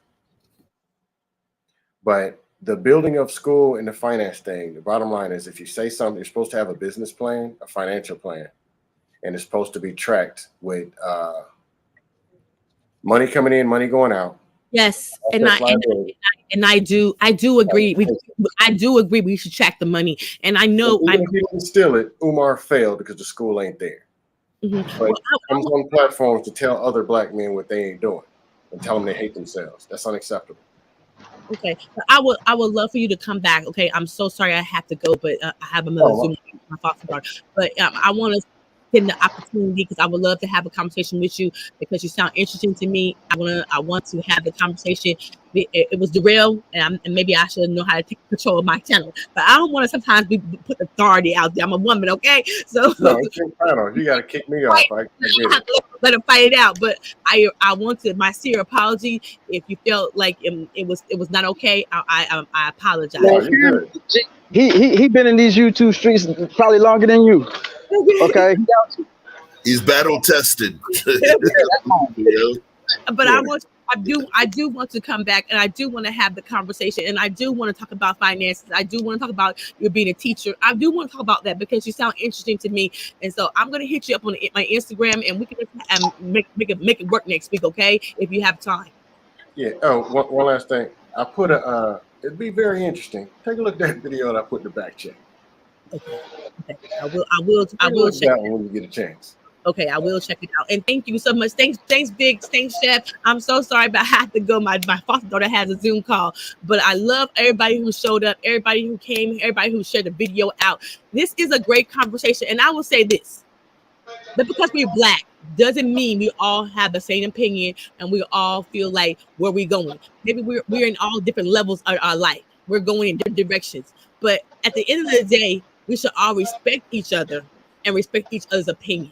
And we don't have to like each other. But that's how I feel about Deion Sanders. I might not have to like his decision he left, but I respect the man's going to a different opportunity. And that's how I personally feel. Okay? And so I love you guys. I will talk to y'all later. Please share, subscribe. And, I'm trying to get to my 1,000 for my birthday. My birthday's in January. So please share and subscribe because Andrea is working on this channel. And I appreciate each and every one of you guys. Okay? Peace, love, and light. Get them likes up. Get them likes. My apologies. If I derailed, my son has one thing. If I derailed, I apologize. And me and my mom got a show coming next week. Y'all got to tune in. We're going to talk some sports. That's what's up. What's up? What up? Okay, so y'all share this out because this is a great conversation because sometimes I feel like we don't always get the Hold on, man. I thought you said you had to go. I got some shit I want to say if your ass ain't really got to go, man. Okay, Vic. Okay, Vic. I gotta say, Vic. Go ahead, Vic. Hey, real quick. I say the next conversation we have needs to be following the money. Deion got scammed. Okay, there's a lot Black Lives Matter, Umar, it wouldn't matter. We should be the same way we was talking about we need to press Amazon and Jeff Bezos about the documentary and so on and so forth, how they should be pressing him instead of pressing Kyrie. We need to be pressing these people about their business plans and why don't we know where all this money that we sent in went to, so on and so forth, and stop just handing out our money and then turning our back and hoping that somebody else do the right thing with it. I want to have that conversation. So I'm gonna throw that to Chef Shapino. That's gonna be his job to do that show. Okay, I'm gonna throw that to him, my brother, because he know how to do it better than me. So I'm gonna throw that show to him because I think he will come with some facts. We will come with some facts, and I think it'll be a great show to have. Where the money at? No math homework, Chef. That's all you. I think that would be a great show on Chef Shapino's channel. Where the money at? Okay, that should be the follow the money. Let's follow the money. Okay. So I love y'all. Y'all have a good day. Okay. Bye bye. Thank you. Have a good one. You too. Bye bye.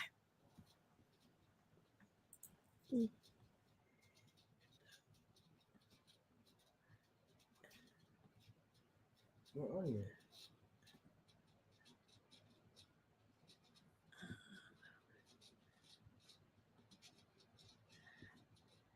Love in the ocean, but if you wanna go insane, either way, baby, we could go all night. We could do it all night.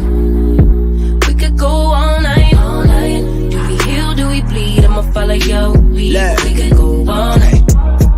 I've been calm, cool, collected, but you pushing on my nerves, and knowing your intention, I'm under pressure.